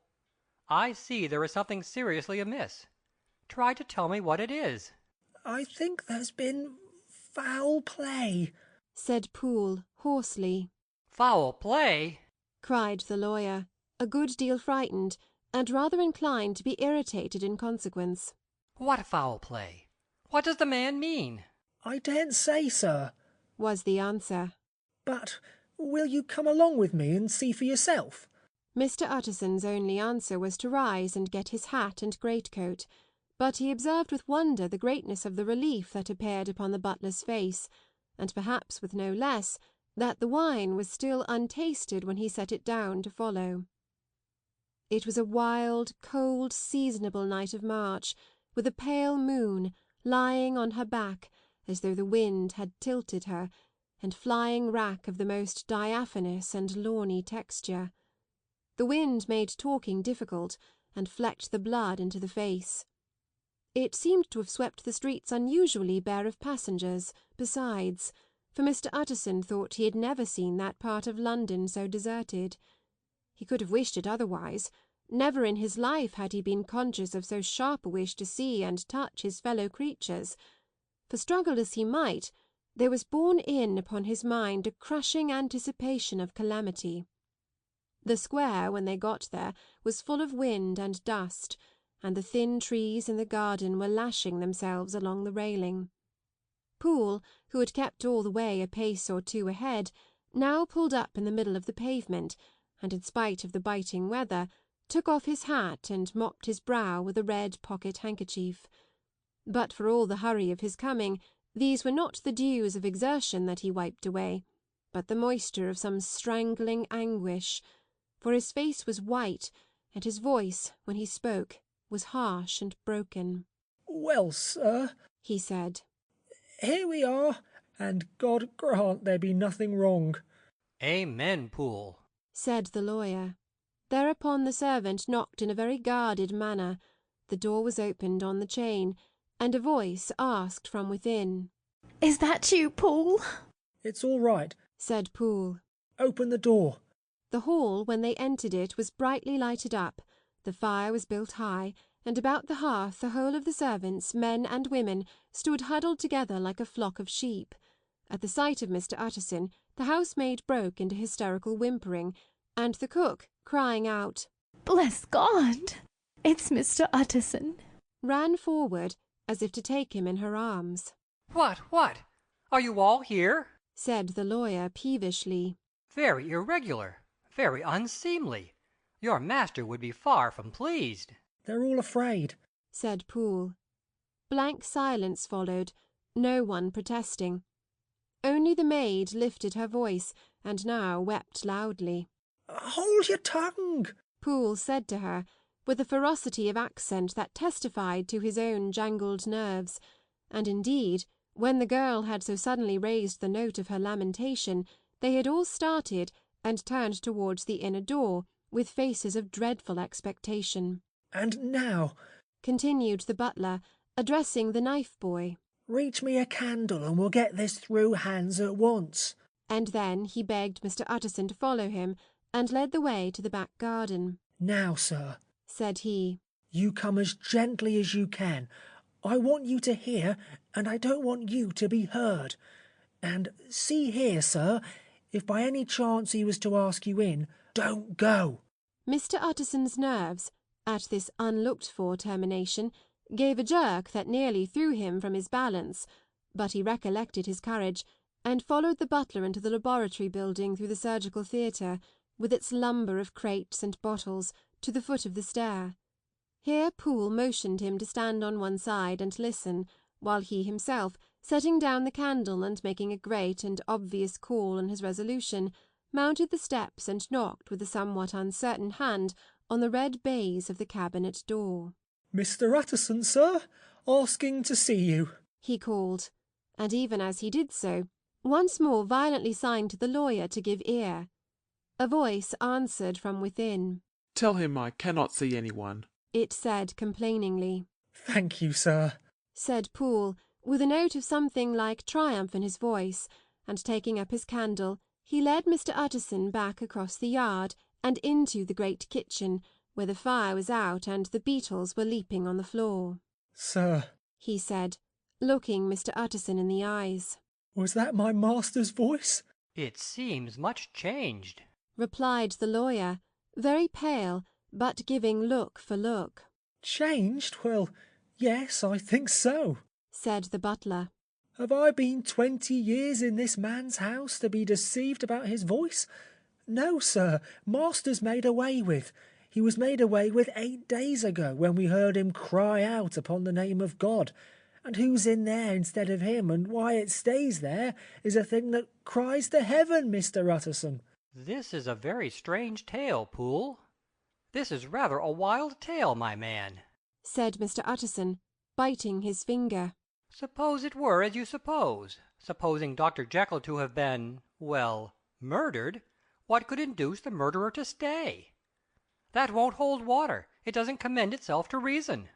Well, Mr. Utterson, you are a hard man to satisfy, but I'll do it yet, said Poole. All this last week, you must know, him, or it, whatever it is that lives in that cabinet, has been crying away day and night for some sort of medicine, and cannot get it to his mind. It was sometimes his way, the master's that is, to write his orders on a sheet of paper and throw it on the stair. We've had nothing else this week back, nothing but papers, and a closed door, and the very meals left there to be smuggled in when nobody was looking. Well, sir, every day, aye, and twice and thrice in the same day, there have been orders and complaints, and I have been sent flying to all the wholesale chemists in town. Every time I brought the stuff back, there would be another paper telling me to return it, because it was not pure, and another order to a different firm. This drug is wanted bitter bad, sir, whatever for. Have you any of these papers? Asked Mr. Utterson. Poole felt in his pocket and handed out a crumpled note, which the lawyer, bending nearer to the candle, carefully examined. Its contents ran thus. Dr. Jekyll presents his compliments to Messieurs Moore. He assures them that their last sample is impure and quite useless for his present purpose. In the year 18... Dr. J. purchased a somewhat large quantity from Messieurs M.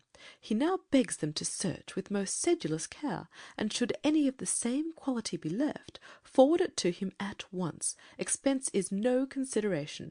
The importance of this to Dr. J. can hardly be exaggerated. So far the letter had run composedly enough, but here, with a sudden splutter of the pen, the writer's emotion had broken loose. For God's sake, he added, find me some of the old. This is a strange note, said Mr. Utterson, and then sharply, How do you come to have it open? The man at Moore's was main angry, sir, and he threw it back to me like so much dirt, returned Poole.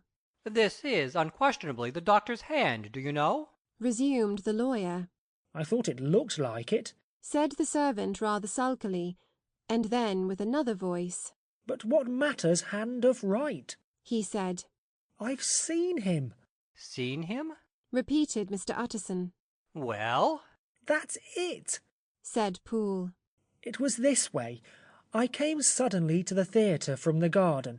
It seems he had slipped out to look for this drug or whatever it is, for the cabinet door was open, and there he was at the far end of the room, digging among the crates. He looked up when I came in, gave a kind of cry, and whipped upstairs into the cabinet. It was but for 1 minute that I saw him, but the hair stood upon my head like quills. Sir, if that was my master, why had he a mask upon his face? And if it was my master, why did he cry out like a rat and run from me? I have served him long enough. And then... The man paused, and passed his hand over his face. These are all very strange circumstances, said Mr. Utterson. But I think I begin to see daylight. Your master, Poole, is plainly seized with one of those maladies that both torture and deform the sufferer. Hence, for aught I know, the alteration of his voice. Hence the mask and the avoidance of his friends. Hence his eagerness to find this drug, by means of which the poor soul retains some hope of ultimate recovery. God grant that he be not deceived. There is my explanation. It is sad enough, Poole, ay, and appalling to consider, but it is plain and natural, hangs well together, and delivers us from all exorbitant alarms. Sir, said the butler, turning to a sort of mottled pallor, that thing was not my master, and there's the truth.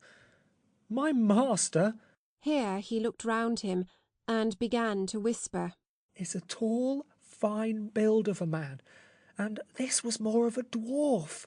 Utterson attempted to protest. Oh, sir, cried Poole.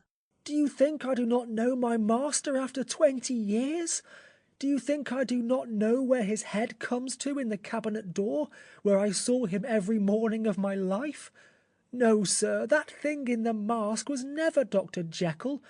God knows what it was, but it was never Dr. Jekyll, and it is the belief of my heart that there was murder done. Poole, replied the lawyer, if you say that, it will become my duty to make certain. Much as I desire to spare your master's feelings, much as I am puzzled by this note which seems to prove him to be still alive, I shall consider it my duty to break in that door. Ah, Mr. Utterson, that's talking, cried the butler. And now comes the second question, resumed Utterson. Who is going to do it? Why, you and me, sir, was the undaunted reply. That's very well said, returned the lawyer. And whatever comes of it, I shall make it my business to see you are no loser. There is an axe in the theatre, continued Poole, and you might take the kitchen poker for yourself.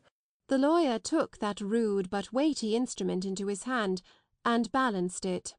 Do you know, Poole, he said, looking up, that you and I are about to place ourselves in a position of some peril? You may say so, sir, indeed, returned the butler. It is well, then, that we should be frank, said the other. We both think more than we have said. Let us make a clean breast. This masked figure that you saw, did you recognize it? Well, sir, it went so quick, and the creature was so doubled up that I could hardly swear to that, was the answer. But if you mean, was it Mr. Hyde? Why, yes, I think it was. You see, it was much of the same bigness, and it had the same quick, light way with it. And then who else could have got in by the laboratory door? You have not forgot, sir, that at the time of the murder he had still the key with him? But that's not all. I don't know, Mr. Utterson, if you ever met this Mr. Hyde. Yes, said the lawyer. I once spoke to him. Then you must know as well as the rest of us that there was something queer about that gentleman, something that gave a man a turn. I don't know rightly how to say it, sir, beyond this, that you felt in your marrow kind of cold and thin. I own I felt something of what you describe, said Mr. Utterson. Quite so, sir, returned Poole. Well, when that masked thing like a monkey jumped from among the chemicals and whipped up into the cabinet, it went down my spine like ice. Oh, I know it's not evidence, Mr. Utterson, I'm book-learned enough for that, but a man has his feelings, and I give you my Bible word it was Mr. Hyde. Aye, said the lawyer. My fears incline to the same point. Evil, I fear, founded, evil was sure to come, of that connection. Aye, truly, I believe you.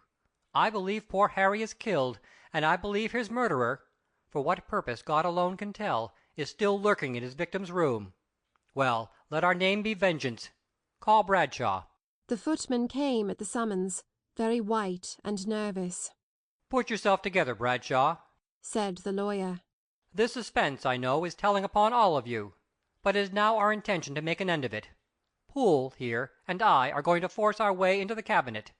If all is well, my shoulders are broad enough to bear the blame. Meanwhile, lest anything should really be amiss, or any malefactor seek to escape by the back, you and the boy must go round the corner with a pair of good sticks, and take your post at the laboratory door. We give you 10 minutes to get to your stations. As Bradshaw left, the lawyer looked at his watch. And now, Poole, let us get to ours, he said, and taking the poker under his arm, led the way into the yard. The scud had banked over the moon, and it was now quite dark. The wind, which only broke in puffs and draughts into that deep well of building, tossed the light of the candle to and fro about their steps, until they came into the shelter of the theatre, where they sat down silently to wait.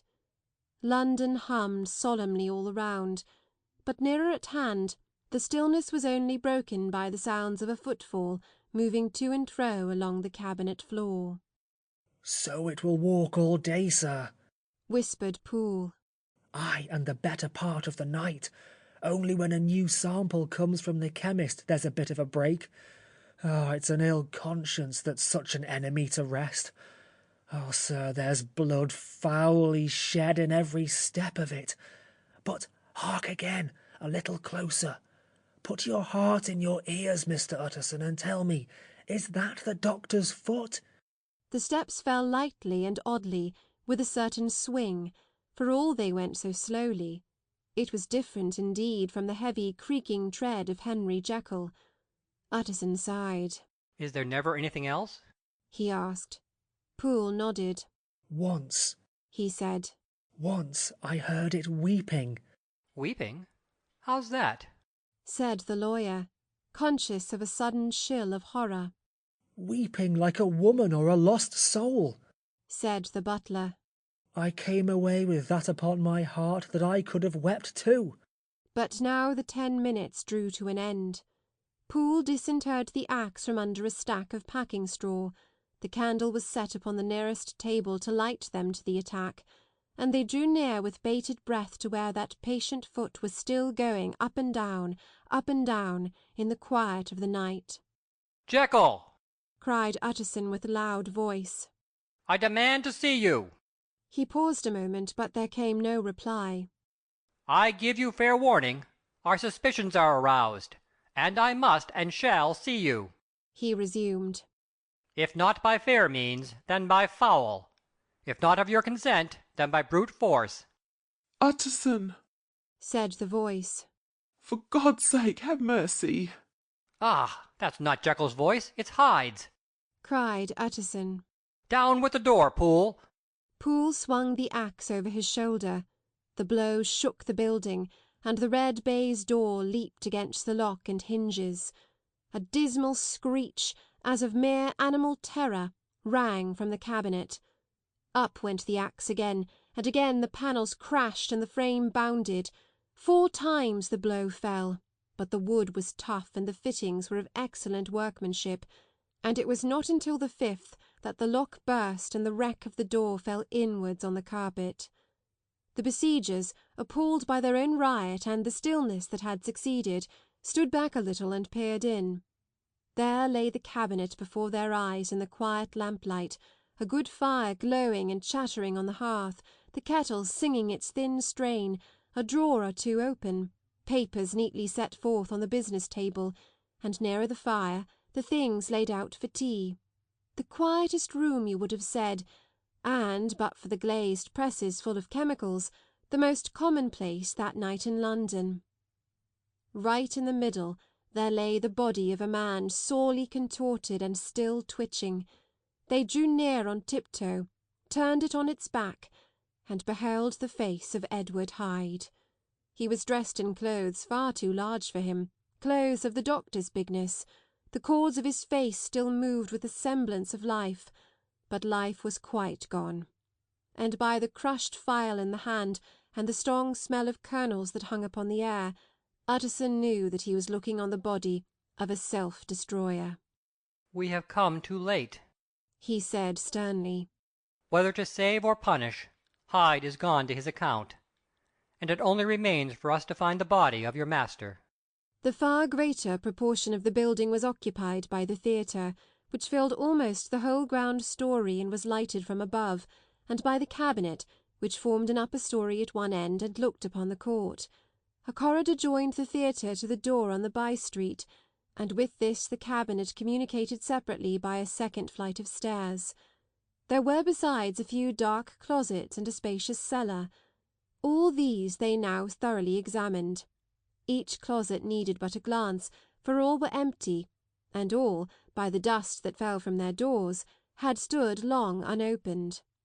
The cellar indeed was filled with crazy lumber, mostly dating from the times of the surgeon who was Jekyll's predecessor, but even as they opened the door, they were advertised of the uselessness of further search by the fall of a perfect mat of cobweb which had for years sealed up the entrance. Nowhere was there any trace of Henry Jekyll, dead or alive. Poole stamped on the flags of the corridor. He must be buried here, he said, hearkening to the sound. Or he may have fled, said Utterson, and he turned to examine the door in the by-street. It was locked, and lying nearby on the flags they found the key, already stained with rust. This does not look like use, observed the lawyer. Use, echoed Poole. Do you not see, sir? It is broken, much as if a man had stamped on it. Aye, continued Utterson. And the fractures, too, are rusty. The two men looked at each other with a scare. This is beyond me, Poole, said the lawyer. Let us go back to the cabinet. They mounted the stair in silence, and still with an occasional awe-struck glance at the dead body, proceeded more thoroughly to examine the contents of the cabinet. At one table there were traces of chemical work, various measured heaps of some white salt being laid on glass saucers, as though for an experiment in which the unhappy man had been prevented. That is the same drug that I was always bringing him, said Poole, and even as he spoke, the kettle with a startling noise boiled over. This brought them to the fireside, where the easy-chair was drawn cosily up, and the tea-things stood ready to the sitter's elbow, the very sugar in the cup. There were several books on a shelf, one lay beside the tea-things open, and Utterson was amazed to find it a copy of a pious work, for which Jekyll had several times expressed a great esteem, annotated in his own hand with startling blasphemies. Next, in the course of their review of the chamber, the searchers came to the cheval-glass, into whose depths they looked with an involuntary horror. But it was so turned as to show them nothing but the rosy glow playing on the roof, the fire sparkling in 100 repetitions along the glazed front of the presses, and their own pale and fearful countenances stooping to look in. This glass has seen some strange things, sir, whispered Poole. And surely none stranger than itself, echoed the lawyer in the same tones. For what did Jekyll— He caught himself up at the word with a start, and then conquering the weakness. What could Jekyll want with it? he said. You may say that, said Poole. Next they turned to the business table. On the desk, among the neat array of papers, a large envelope was uppermost, and bore in the doctor's hand the name of Mr. Utterson. The lawyer unsealed it, and several enclosures fell to the floor. The first was a will, drawn in the same eccentric terms as the one which he had returned 6 months before, to serve as a testament in case of death, and as a deed of gift in case of disappearance. But in place of the name of Edward Hyde, the lawyer, with indescribable amazement, read the name of Gabriel John Utterson. He looked at Poole, and then back at the paper, and last of all at the dead malefactor stretched upon the carpet. My head goes round, he said. He has been all these days in possession. He had no cause to like me. He must have raged to see himself displaced. And he has not destroyed this document. He caught up the next paper. It was a brief note in the doctor's hand and dated at the top. Oh, Poole! the lawyer cried. He was alive and here this day. He cannot have been disposed of in so short a space. He must be still alive. He must have fled. And then, why fled? And how? And in that case, can we venture to declare this suicide? Oh, we must be careful. I foresee that we may yet involve your master in some dire catastrophe. Why don't you read it, sir? asked Poole. Because I fear, replied the lawyer solemnly. God grant I have no cause for it. And with that he brought the paper to his eyes and read as follows. My dear Utterson, when this shall fall into your hands, I shall have disappeared.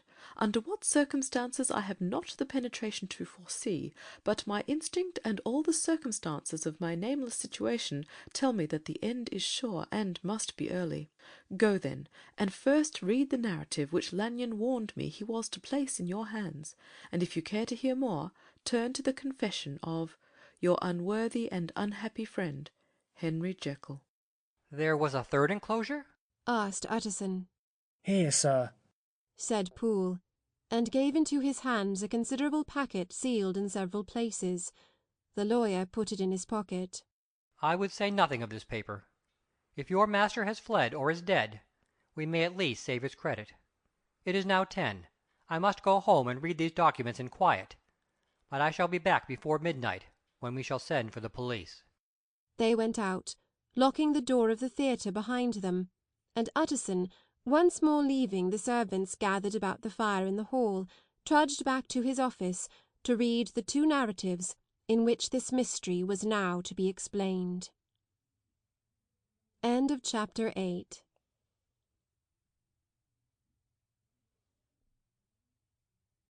Chapter 9 of The Strange Case of Dr. Jekyll and Mr. Hyde, by Robert Louis Stevenson, Dr. Lanyon's narrative.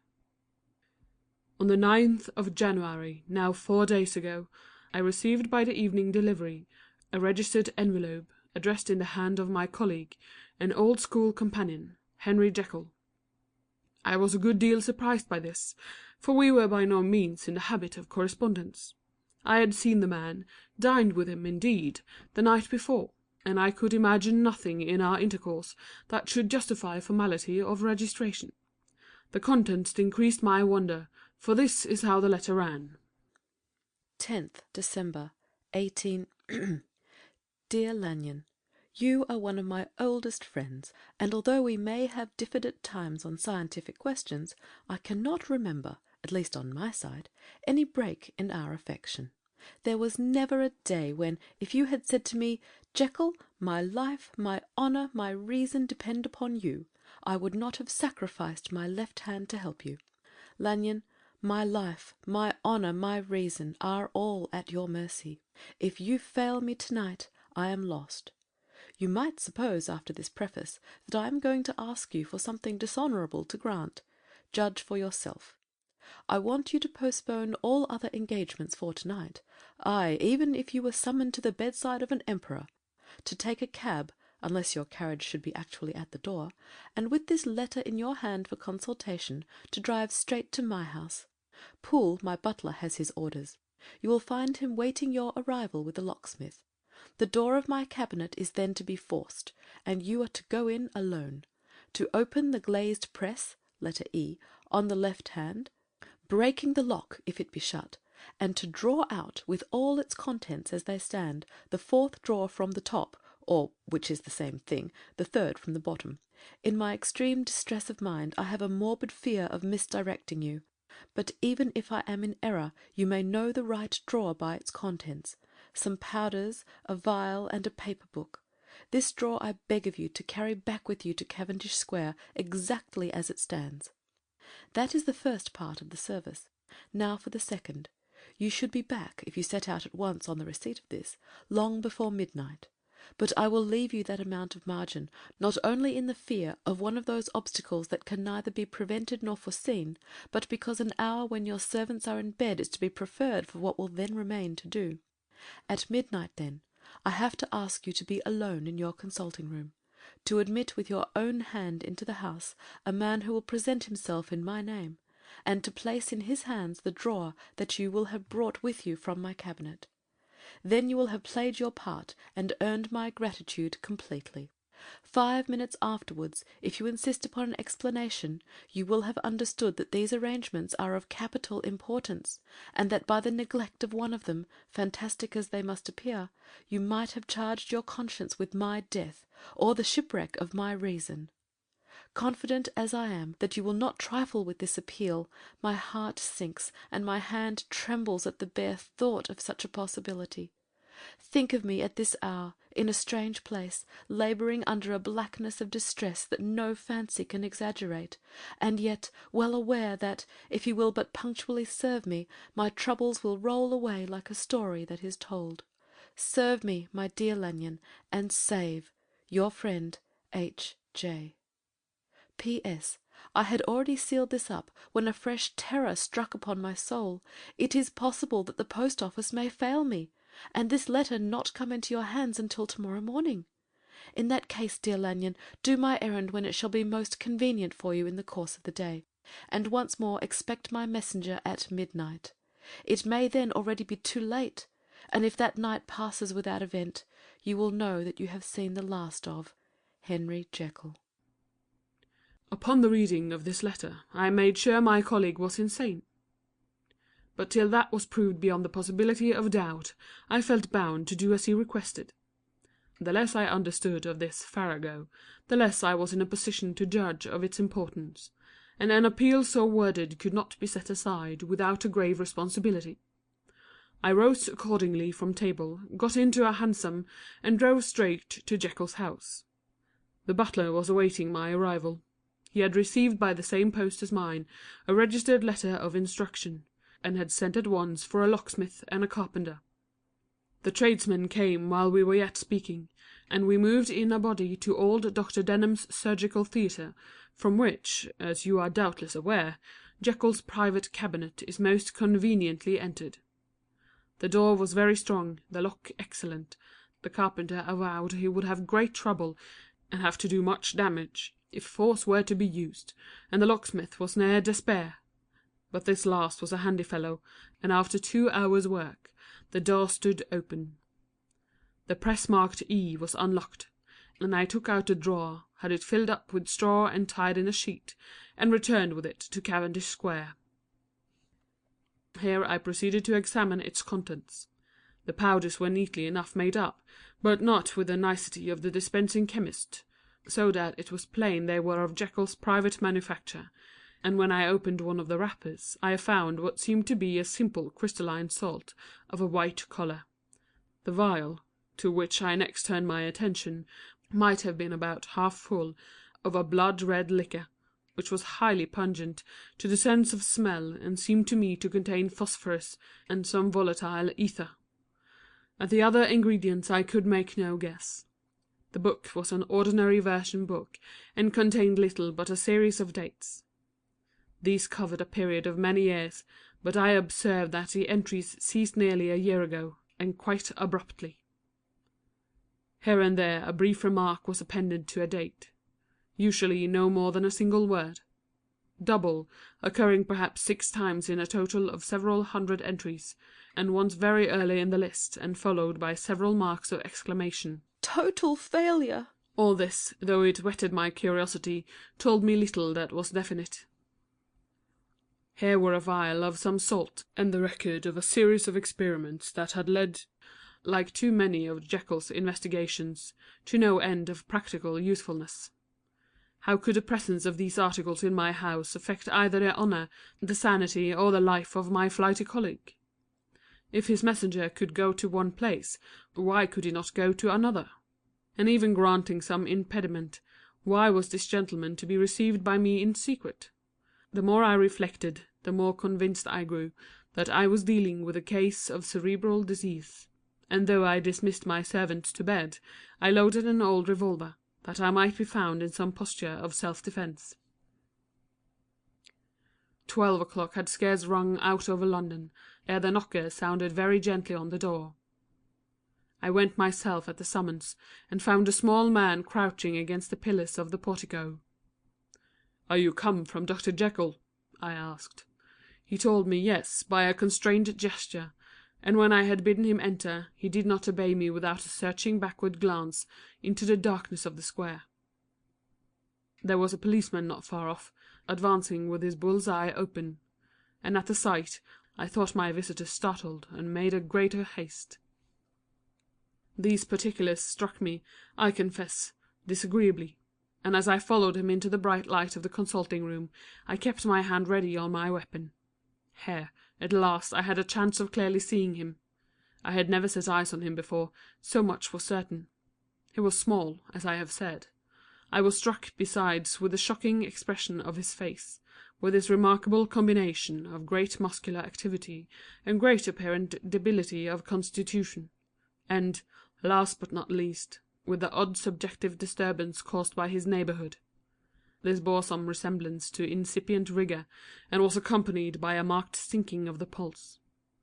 At the time, I set it down to some idiosyncratic personal distaste, and merely wondered at the acuteness of the symptoms.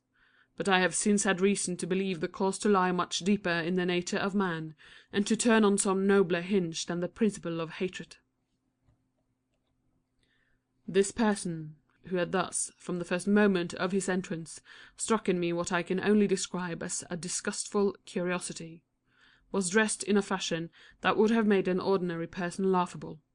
His clothes, that is to say, although they were of rich and sober fabric, were enormously too large for him in every measurement, the trousers hanging on his legs, and rolled up to keep them from the ground, the waist of the coat below his haunches, and the collar sprawling wide upon his shoulders.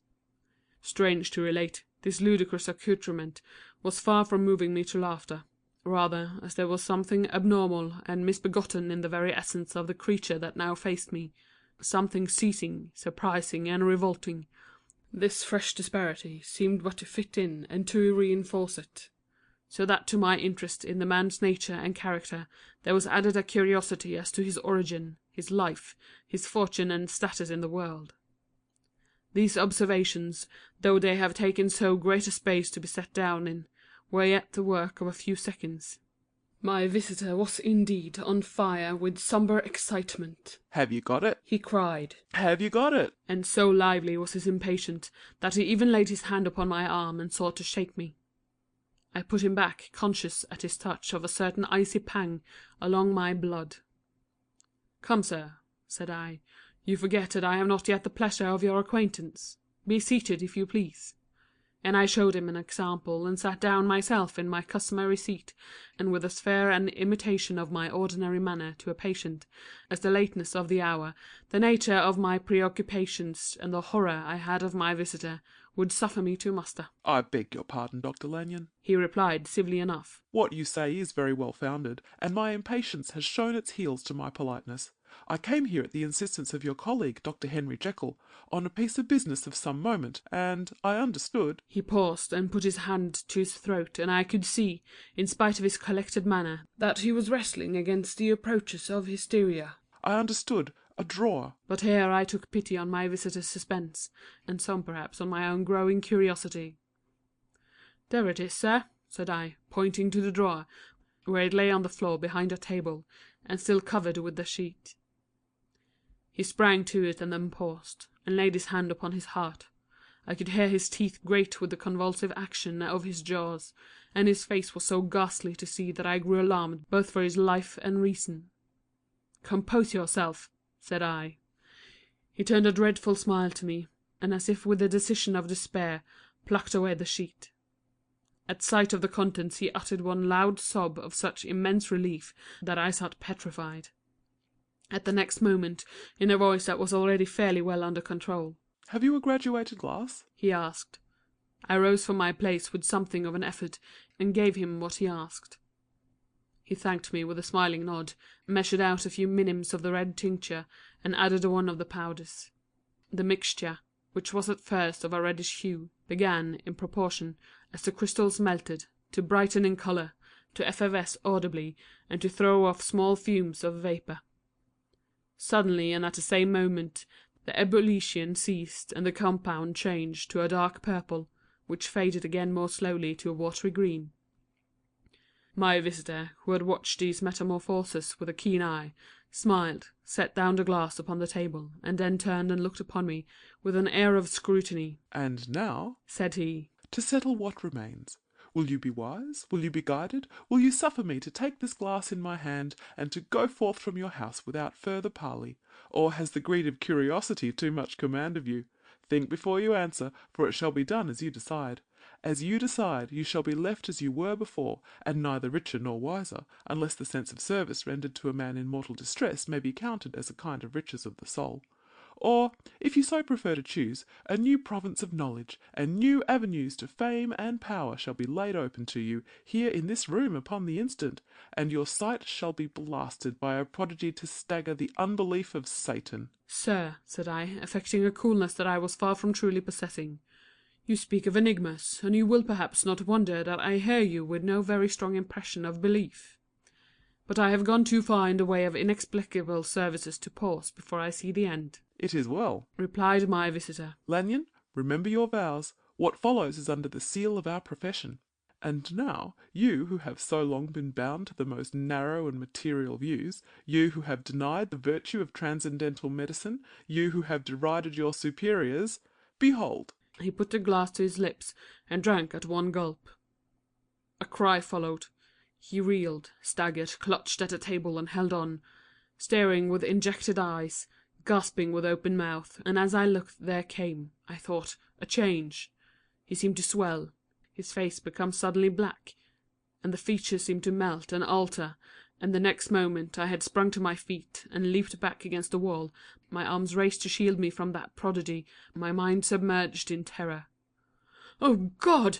I screamed, and "Oh God!" again and again, for there before my eyes, pale and shaken, and half fainting and groping before him with his hands, like a man restored from death, there stood Henry Jekyll. What he told me in the next hour I cannot bring my mind to set on paper. I saw what I saw, I heard what I heard, and my soul sickened at it. And yet now when that sight has faded from my eyes, I ask myself if I believe it, and I cannot answer. My life is shaken to its root. Sleep has left me. The deadliest terror sits by me at all hours of the day and night, and I feel that my days are numbered, and that I must die. And yet I shall die incredulous. As for the moral turpitude that man unveiled to me, even with tears of penitence, I cannot, even in memory, dwell on it without a start of horror. I will say but one thing, Utterson, and that, if you can bring your mind to credit it, will be more than enough. The creature who crept into my house that night was, on Jekyll's own confession, known by the name of Hyde and hunted for in every corner of the land as the murderer of Carew. Hasty Lanyon. End of chapter 9.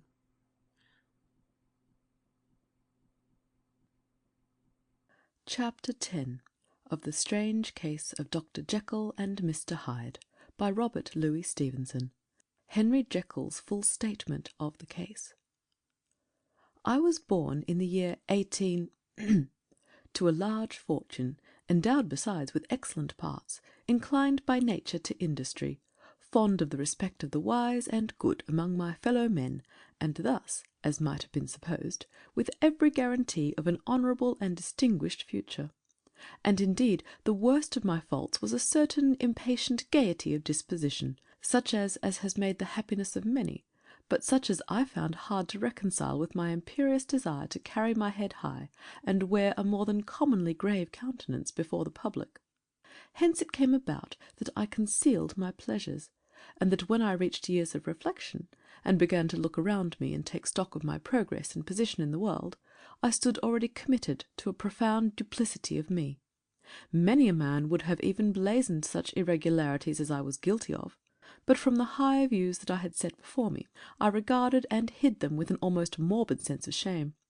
It was thus rather the exacting nature of my aspirations than any particular degradation in my faults that made me what I was, and, with even a deeper trench than in the majority of men, severed in me those provinces of good and ill which divide and compound man's dual nature. In this case I was driven to reflect deeply and inveterately on that hard law of life which lies at the root of religion, and is one of the most plentiful springs of distress. Though so profound a double-dealer, I was in no sense a hypocrite. Both sides of me were in dead earnest. I was no more myself when I laid aside restraint and plunged in shame than when I laboured in the eye of day at the furtherance of knowledge or for the relief of sorrow and suffering. And it chanced that the direction of my scientific studies, which led wholly towards the mystic and the transcendental, reacted and shed a strong light on this consciousness of the perennial war among my members. With every day, and from both sides of my intelligence, the moral and the intellectual, I thus drew steadily nearer to that truth, by whose partial discovery I have been doomed to such a dreadful shipwreck, that man is not truly one, but truly two. I say two, because the state of my own knowledge does not pass beyond that point. Others will follow. Others will outstrip me on the same lines, and I hazard a guess that man will be ultimately known for a mere polity of multifarious, incongruous, and independent denizens. I, for my part, from the nature of my life, advanced infallibly in one direction, and in one direction only. It was on the moral side, and in my own person, that I learned to recognise the thorough and primitive duality of man. I saw that, of the two natures that contended in the field of my consciousness, even if I could rightly be said to be either, it was only because I was radically both. And from an early date, Even before the course of my scientific discoveries had begun to suggest the most naked possibility of such a miracle, I had learned to dwell with pleasure, as a beloved daydream, on the thought of the separation of these elements. If each, I told myself, could be housed in separate identities, life would be relieved of all that was unbearable. The unjust might go his way, delivered from the aspirations and remorse of his more upright twin, and the just could walk steadfastly and securely on his upward path, doing the good things in which he found his pleasure, and no longer exposed to disgrace and penitence by the hands of this extraneous evil. It was the curse of mankind that these incongruous faggots were thus bound together, that in the agonized womb of consciousness these polar twins should be continuously struggling. How, then, were they disassociated? I was so far in my reflections when, as I have said, a sidelight began to shine upon the subject from the laboratory table. I began to perceive more deeply than it has ever yet been stated the trembling immateriality, the mist-like transience of this seemingly so solid body in which we walk attired. Certain agents I found to have the power to shake and pluck back that fleshly vestment, even as the wind might toss the curtains of a pavilion. For two good reasons I will not enter deeply into this scientific branch of my confession. First, because I have been made to learn that the doom and burthen of our life is bound for ever on man's shoulders, and when the attempt is made to cast it off, it but returns upon us with more unfamiliar and more awful pressure. Second, because, as my narrative will make, alas, too evident, my discoveries were incomplete. Enough, then, that I not only recognised my natural body from the mere aura and effulgence of certain of the powers that made up my spirit, but managed to compound a drug by which these powers should be dethroned from their supremacy, and a second form and countenance substituted, none the less natural to me because they were the expression and bore the stamp of the lower elements in my soul. I hesitated long before I put this theory to the test of practice. I knew well that I risked death, for any drug that so potently controlled and shook the very fortress of identity might, by the least scruple of an overdose, or at the least inopportunity in the moment of exhibition, utterly blot out that immaterial tabernacle which I looked to it to change.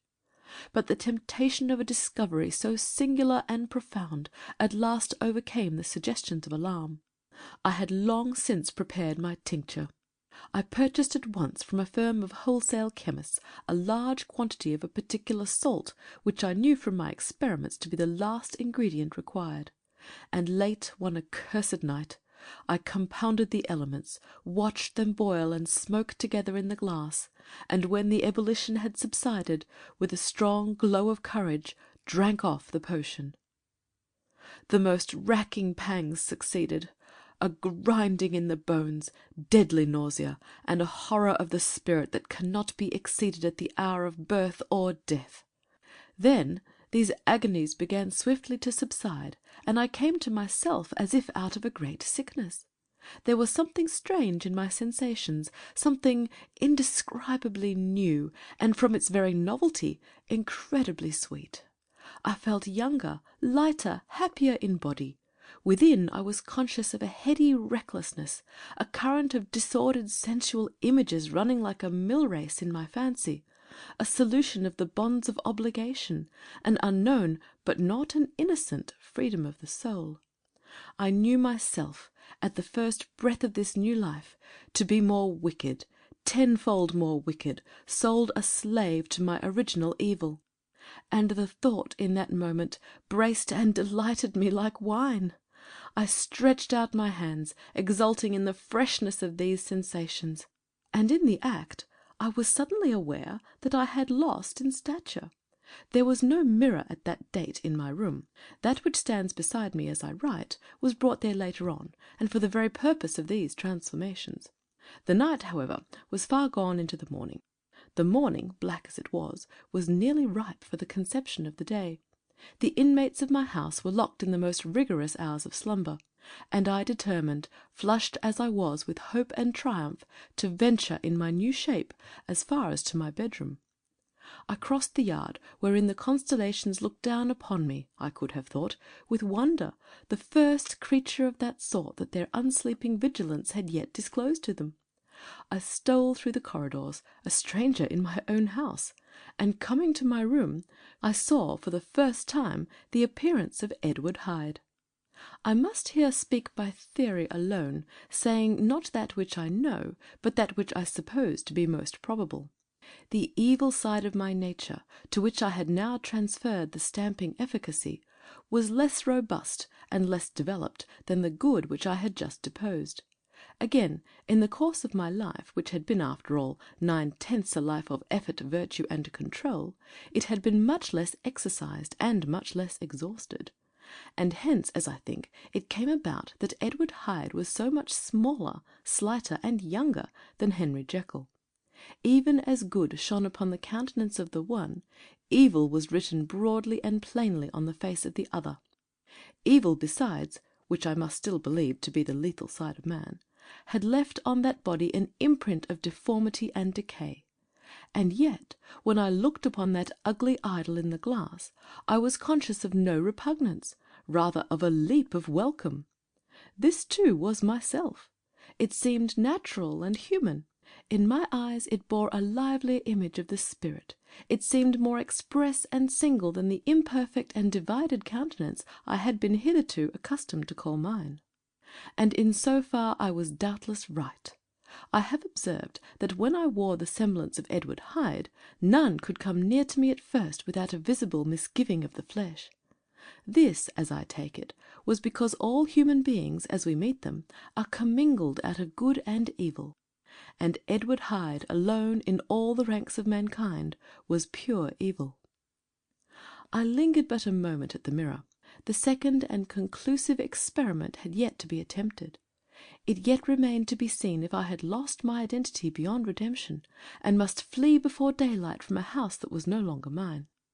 And hurrying back to my cabinet, I once more prepared and drank the cup, once more suffered the pangs of dissolution, and came to myself once more with the character, the stature, and the face of Henry Jekyll. That night I had come to the fatal crossroads. Had I approached my discovery in a more noble spirit, had I risked the experiment while under the empire of generous or pious aspirations, all must have been otherwise, and from these agonies of death and birth I had come forth an angel instead of a fiend. The drug had no discriminating action. It was neither diabolical nor divine, but it shook the doors of the prison-house of my disposition, and like the captives of Philippi, that which stood within ran forth. At that time my virtue slumbered. My evil, kept awake by ambition, was alert and swift to seize the occasion, and the thing that was projected was Edward Hyde. Hence, although I had now two characters as well as two appearances, one was wholly evil, and the other was still the old Henry Jekyll, that incongruous compound of whose reformation and improvement I had already learned to despair. The movement was thus wholly toward the worse. Even at that time I had not conquered my aversions to the dryness of a life of study. I would still be merrily disposed at times, and as my pleasures were, to say the least, undignified, and I was not only well known and highly considered, but growing towards the elderly man, this incoherency of my life was daily growing more unwelcome.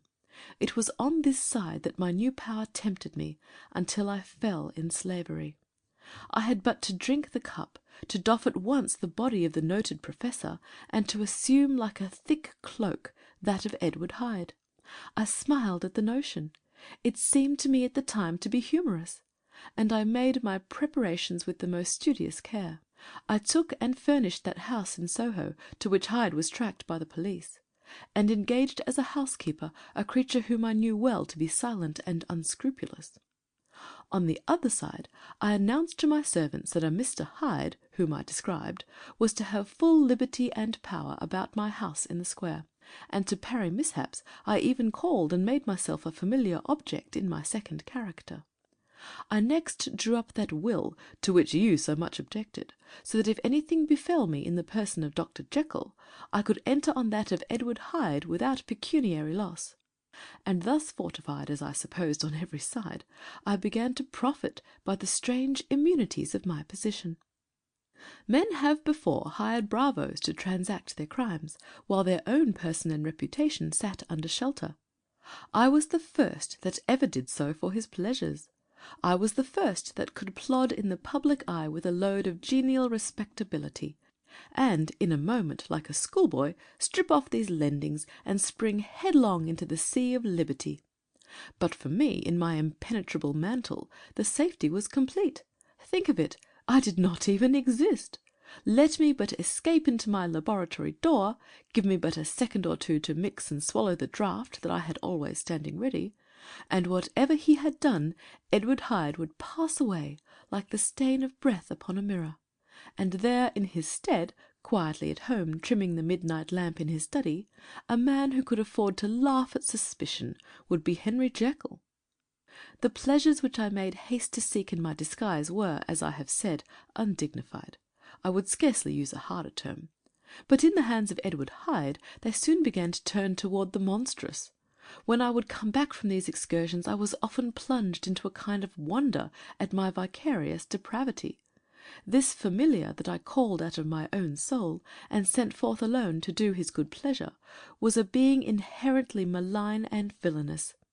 His every act and thought centred on self, drinking pleasure with bestial avidity from any degree of torture to another, relentless like a man of stone.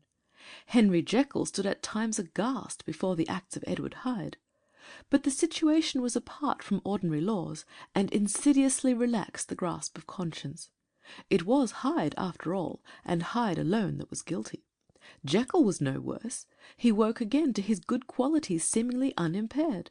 He would even make haste, where it was possible, to undo the evil done by Hyde, and thus his conscience slumbered.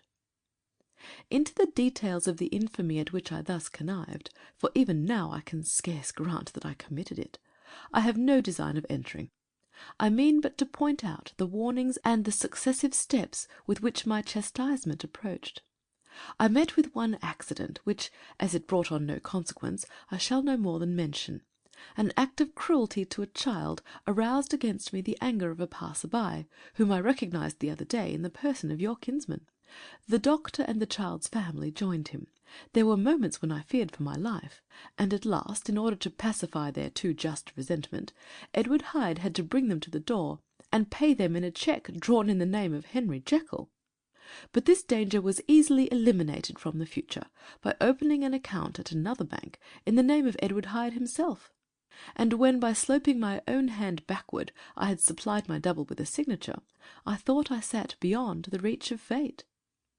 Some 2 months before the murder of Sir Danvers, I had been out for one of my adventures, and returned at a late hour, and woke the next day in bed with somewhat odd sensations. It was in vain I looked about me. In vain I saw the decent furniture and tall proportions of my room in the square. In vain that I recognised the pattern of the bed curtains and the design of the mahogany frame. Something still kept insisting that I was not where I was, that I had not wakened where I seemed to be, but in the little room in Soho, where I was accustomed to sleep in the body of Edward Hyde. I smiled to myself, and in my psychological way began lazily to inquire into the elements of this illusion, occasionally, even as I did so, dropping back into a comfortable morning doze. I was still so engaged when, in one of my more wakeful moments, my eyes fell upon my hand. Now, the hand of Henry Jekyll, as you have often remarked, was professional in shape and size. It was large, firm, white, and comely. But the hand which I now saw clearly enough, in the yellow light of a London mid-morning, lying half shut on the bedclothes, was lean, corder, knuckly, of a dusky pallor, and thickly shaded with a swart growth of hair. It was the hand of Edward Hyde. I must have stared upon it for near half a minute, sunk as I was in the mere stupidity of wonder, before terror woke up in my breast as sudden and startling as a crash of cymbals, and bounding from my bed I rushed to the mirror. At the sight that met my eyes my blood was changed into something exquisitely thin and icy. Yes, I had gone to bed Henry Jekyll. I had awakened Edward Hyde. How was this to be explained, I asked myself, and then, with another bound of terror, how was it to be remedied? It was well on in the morning. The servants were up. All my drugs were in the cabinet. a long journey down 2 pairs of stairs, through the back passage, across the open court, and through the anatomical theatre, from where I was then standing horror-struck. It might indeed be possible to cover my face, but of what use was that, when I was unable to conceal the alteration in my stature? And then, with an overpowering sweetness of relief, it came back upon my mind that the servants were already used to the comings and goings of my second self. I had soon dressed, as well as I was able, in clothes of my own size, had soon passed through the house where Bradshaw stared and drew back at seeing Mr. Hyde at such an hour and in such a strange array, and 10 minutes later Dr. Jekyll had returned to his own shape and was sitting down with a darkened brow to make a feint of breakfasting. Small indeed was my appetite. This inexplicable incident, this reversal of my previous experience, seemed like the Babylonian finger on the wall to be spelling out the letters of my judgment, and I began to reflect more seriously than ever before on the issues and possibilities of my double existence. That part of me which I had the power of projecting had lately been much exercised and nourished. It had seemed to me of late as though the body of Edward Hyde had grown in stature, as though when I wore that form I were conscious of a more generous tide of blood, and I began to spy a danger that, if this were much prolonged, the balance of my nature might be permanently overthrown, the power of voluntary change be forfeited, and the character of Edward Hyde become irrevocably mine. The power of the drug had not been always equally displayed. Once, very early in my career, it had totally failed me.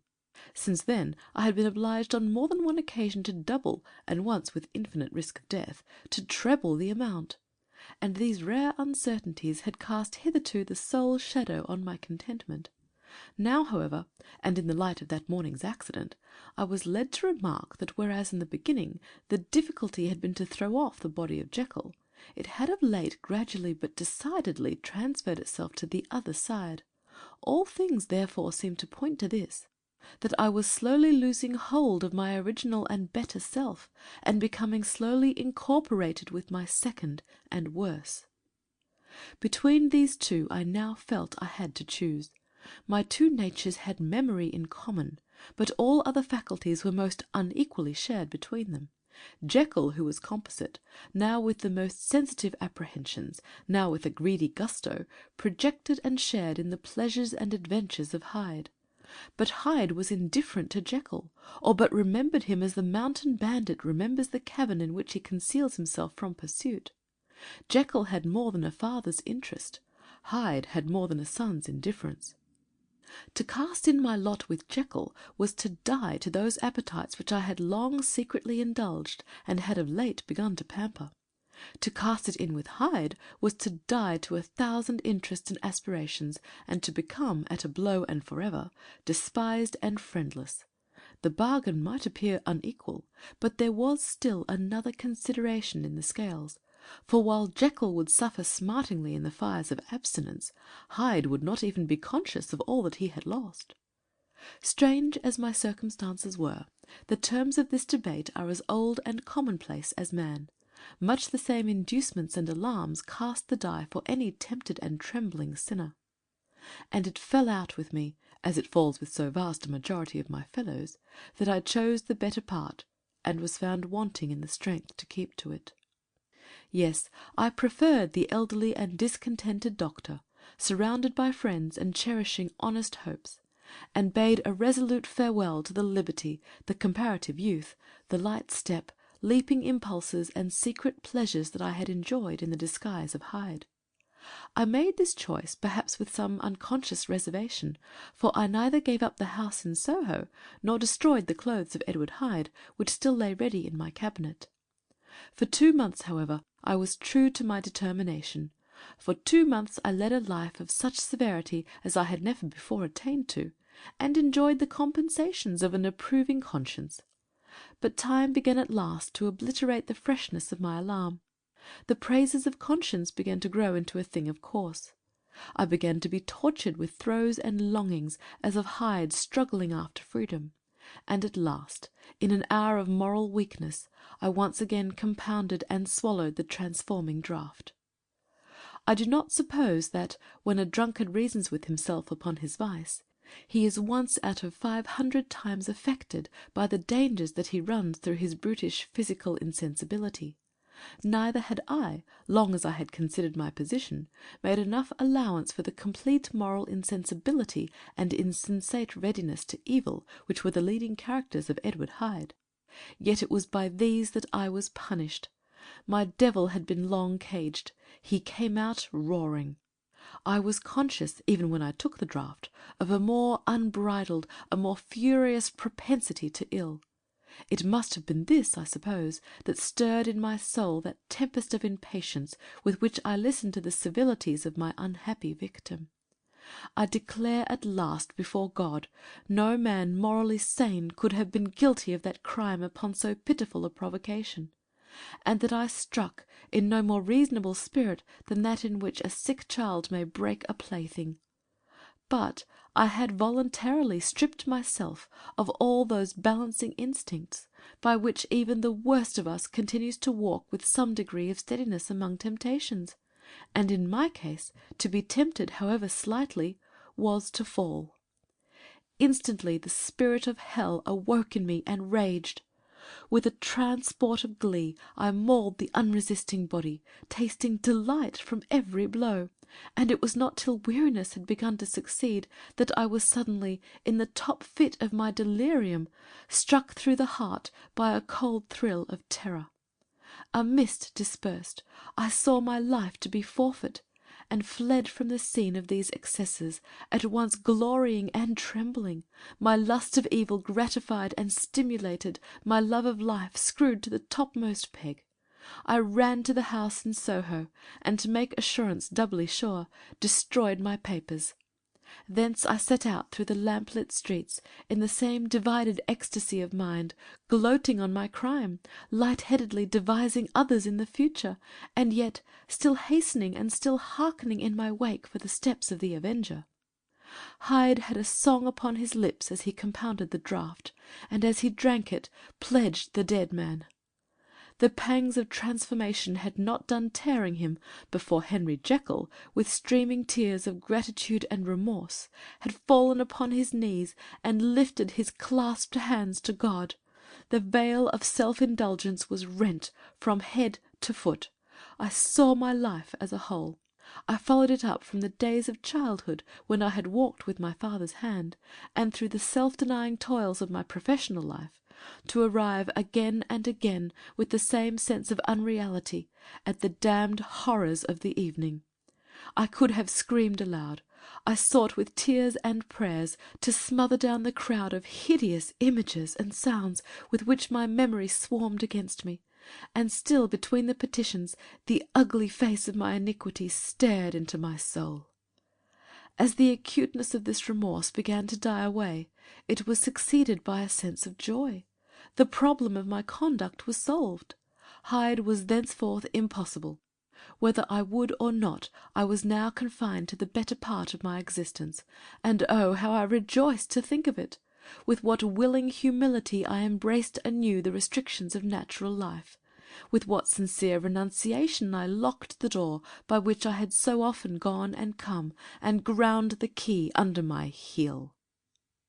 The next day came the news that the murder had not been overlooked, that the guilt of Hyde was patent to the world, and that the victim was a man high in public estimation. It was not only a crime, it had been a tragic folly.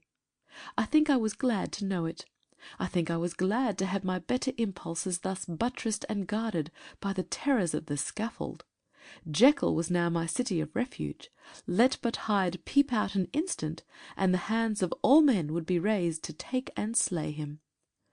I resolved in my future conduct to redeem the past, and I can say with honesty that my resolve was fruitful of some good. You know yourself how earnestly in the last months of the last year I laboured to relieve suffering. You know that much was done for others, and that the days passed quietly, almost happily for myself. Nor can I truly say that I wearied of this beneficent and innocent life. I think instead that I daily enjoyed it more completely, but I was still cursed with my duality of purpose, and as the first edge of my penitence wore off, The lower side of me, so long indulged, so recently chained down, began to growl for license. Not that I dreamed of resuscitating Hyde. The bare idea of that would startle me to a frenzy. No, it was in my own person that I was once more tempted to trifle with my conscience, and it was as an ordinary secret sinner that I at last fell before the assaults of temptation. There comes an end to all things. The most capacious measure is filled at last, and this brief condescension to my evil finally destroyed the balance of my soul. And yet I was not alarmed. The fall seemed natural, like a return to the old days before I had made my discovery. It was a fine, clear January day, wet underfoot where the frost had melted, but cloudless overhead, and the Regent's Park was full of winter chirrupings and sweet with spring odours. I sat in the sun on a bench, the animal within me licking the chops of memory, the spiritual side a little drowsed, promising subsequent penitence, but not yet moved to begin. After all, I reflected, I was like my neighbours. And then I smiled, comparing myself with other men, comparing my active goodwill with the lazy cruelty of their neglect. And at the very moment of that vainglorious thought a qualm overcame me, a horrid nausea, and the most deadly shuddering. These passed away and left me faint, and then, as in its turn faintness subsided, I began to be aware of a change in the temper of my thoughts, a greater boldness, a contempt of danger, a solution of the bonds of obligation. I looked down. My clothes hung formlessly on my shrunken limbs. The hand that lay on my knee was corded and hairy. I was once more Edward Hyde.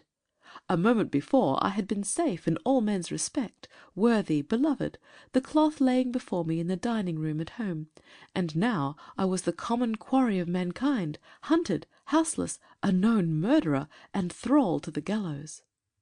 My reason wavered, but it did not fail me utterly. I have more than once observed that in my second character my faculties seemed sharpened to a point, and my spirits more tensely elastic. Thus it came about that, where Jekyll perhaps might have succumbed, Hyde rose to the importance of the moment. My drugs were in one of the presses of my cabinet. How was I to reach them? That was the problem that, crushing my temples in my hands, I set myself to solve. The laboratory door I had closed. If I sought to enter by the house, my own servants would consign me to the gallows. I saw I must employ another hand, and thought of Lanyon. How was he to be reached? How persuaded? Supposing that I escaped capture in the streets, how was I to make my way into his presence? And how should I, an unknown and displeasing visitor, prevail on the famous physician to rifle the study of his colleague Dr. Jekyll? Then I remembered that of my original character one part remained to me. I could write my own hand. And once I had conceived that kindling spark, the way that I must follow became lighted from end to end. Thereupon I arranged my clothes as best I could, and summoning a passing hansom, drove to an hotel in Portland Street, the name of which I chanced to remember. At my appearance, which was indeed comical enough, however tragic a fate those garments covered, the driver could not conceal his mirth.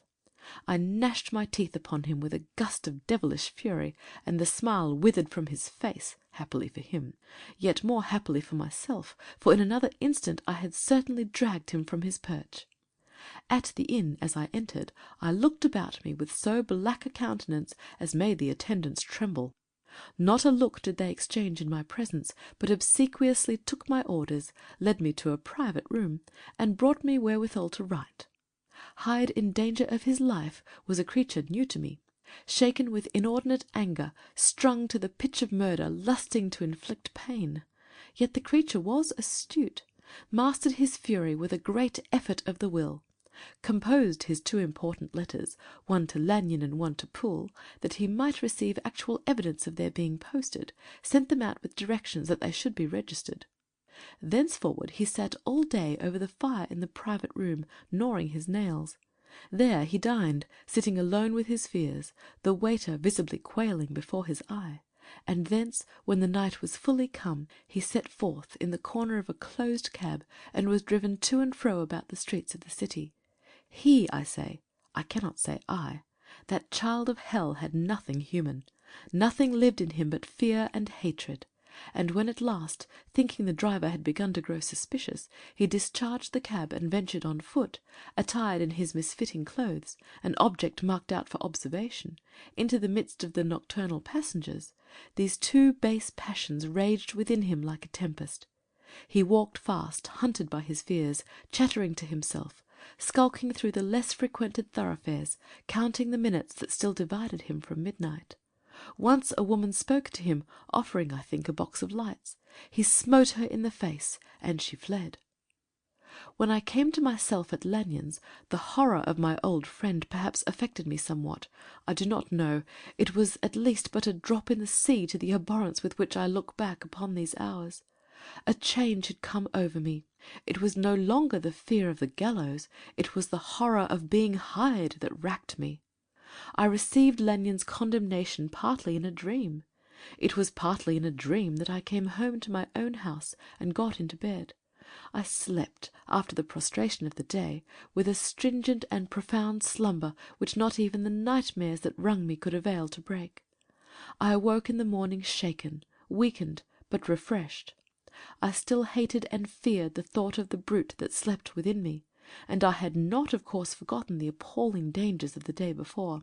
But I was once more at home, in my own house and close to my drugs, and gratitude for my escape shone so strong in my soul that it almost rivalled the brightness of hope. I was stepping leisurely across the court after breakfast, drinking the chill of the air with pleasure, when I was seized again with those indescribable sensations that heralded the change, and I had but the time to gain the shelter of my cabinet before I was once again raging and freezing with the passions of Hyde. It took on this occasion a double dose to recall me to myself, and alas, 6 hours after, as I sat looking sadly in the fire, the pangs returned, and the drug had to be re-administered. In short, from that day forth it seemed only by a great effort as of gymnastics, and only under the immediate stimulation of the drug, that I was able to wear the countenance of Jekyll. At all hours of the day and night I would be taken with the premonitory shudder. Above all, if I slept, or even dozed for a moment in my chair, it was always as Hyde that I awakened. Under the strain of this continually impending doom, and by the sleeplessness to which I now condemned myself, I, even beyond what I had thought possible to man, I became in my own person a creature eaten up and emptied by fever, languidly weak both in body and mind, and solely occupied by one thought, the horror of my other self. But when I slept, or when the virtue of the medicine wore off, I would leap almost without transition, for the pangs of transformation grew daily less marked, into the possession of a fancy brimming with images of terror, a soul boiling with causeless hatreds, and a body that seemed not strong enough to contain the raging energies of life. The powers of Hyde seemed to have grown with the sickliness of Jekyll, and certainly the hate that now divided them was equal on each side. With Jekyll it was a thing of vital instinct. He had now seen the full deformity of that creature that shared with him some of the phenomena of consciousness, and was co-heir with him to death. And beyond these links of community, which in themselves made the most poignant part of his distress, he thought of Hyde, for all his energy of life, as of something not only hellish but inorganic. This was the shocking thing, that the slime of the pit seemed to utter cries and voices, that the amorphous dust gesticulated and sinned, that what was dead and had no shape should usurp the offices of life, and this again, that insurgent horror was knit to him closer than a wife, closer than an eye, lay caged in his flesh, where he heard it mutter and felt it struggle to be born, and at every hour of weakness, and in the confidence of slumber, prevailed against him, and deposed him out of life. The hatred of Hyde for Jekyll was of a different order. His terror of the gallows drove him continually to commit temporary suicide, and to return to his subordinate station of a part instead of a person. But he loathed the necessity, he loathed the despondency into which Jekyll was now fallen, and he resented the dislike with which he himself was regarded. Hence the ape-like tricks that he would play me, scrawling in my own hand blasphemies on the pages of my books, burning the letters and destroying the portrait of my father, and indeed, had it not been for his fear of death, he would long ago have ruined himself in order to involve me in the ruin. But his love of me is wonderful. I go further, I who sicken and freeze at the mere thought of him, when I recall the abjection and passion of this attachment, and when I know how he fears my power to cut him off by suicide, I find it in my heart to pity him. It is useless, and the time awfully fails me to prolong this description. No one has ever suffered such torments, let that suffice, and yet even to these habit brought, no, not alleviation, but a certain callousness of soul, a certain acquiescence of despair, and my punishment might have gone on for years but for that last calamity which has now fallen, and which has finally severed me from my own face and nature. My provision of the salt, which had never been renewed since the date of the first experiment, began to run low. I sent out for a fresh supply and mixed the draught. The ebullition followed, and the first change of colour, not the second. I drank it, and it was without efficacy. You will learn from Poole how I have had London ransacked. It was in vain, and I am now persuaded that my first supply was impure, and that it was that unknown impurity which lent efficacy to the draught. About a week has passed, and I am now finishing this statement under the influence of the last of the old powders.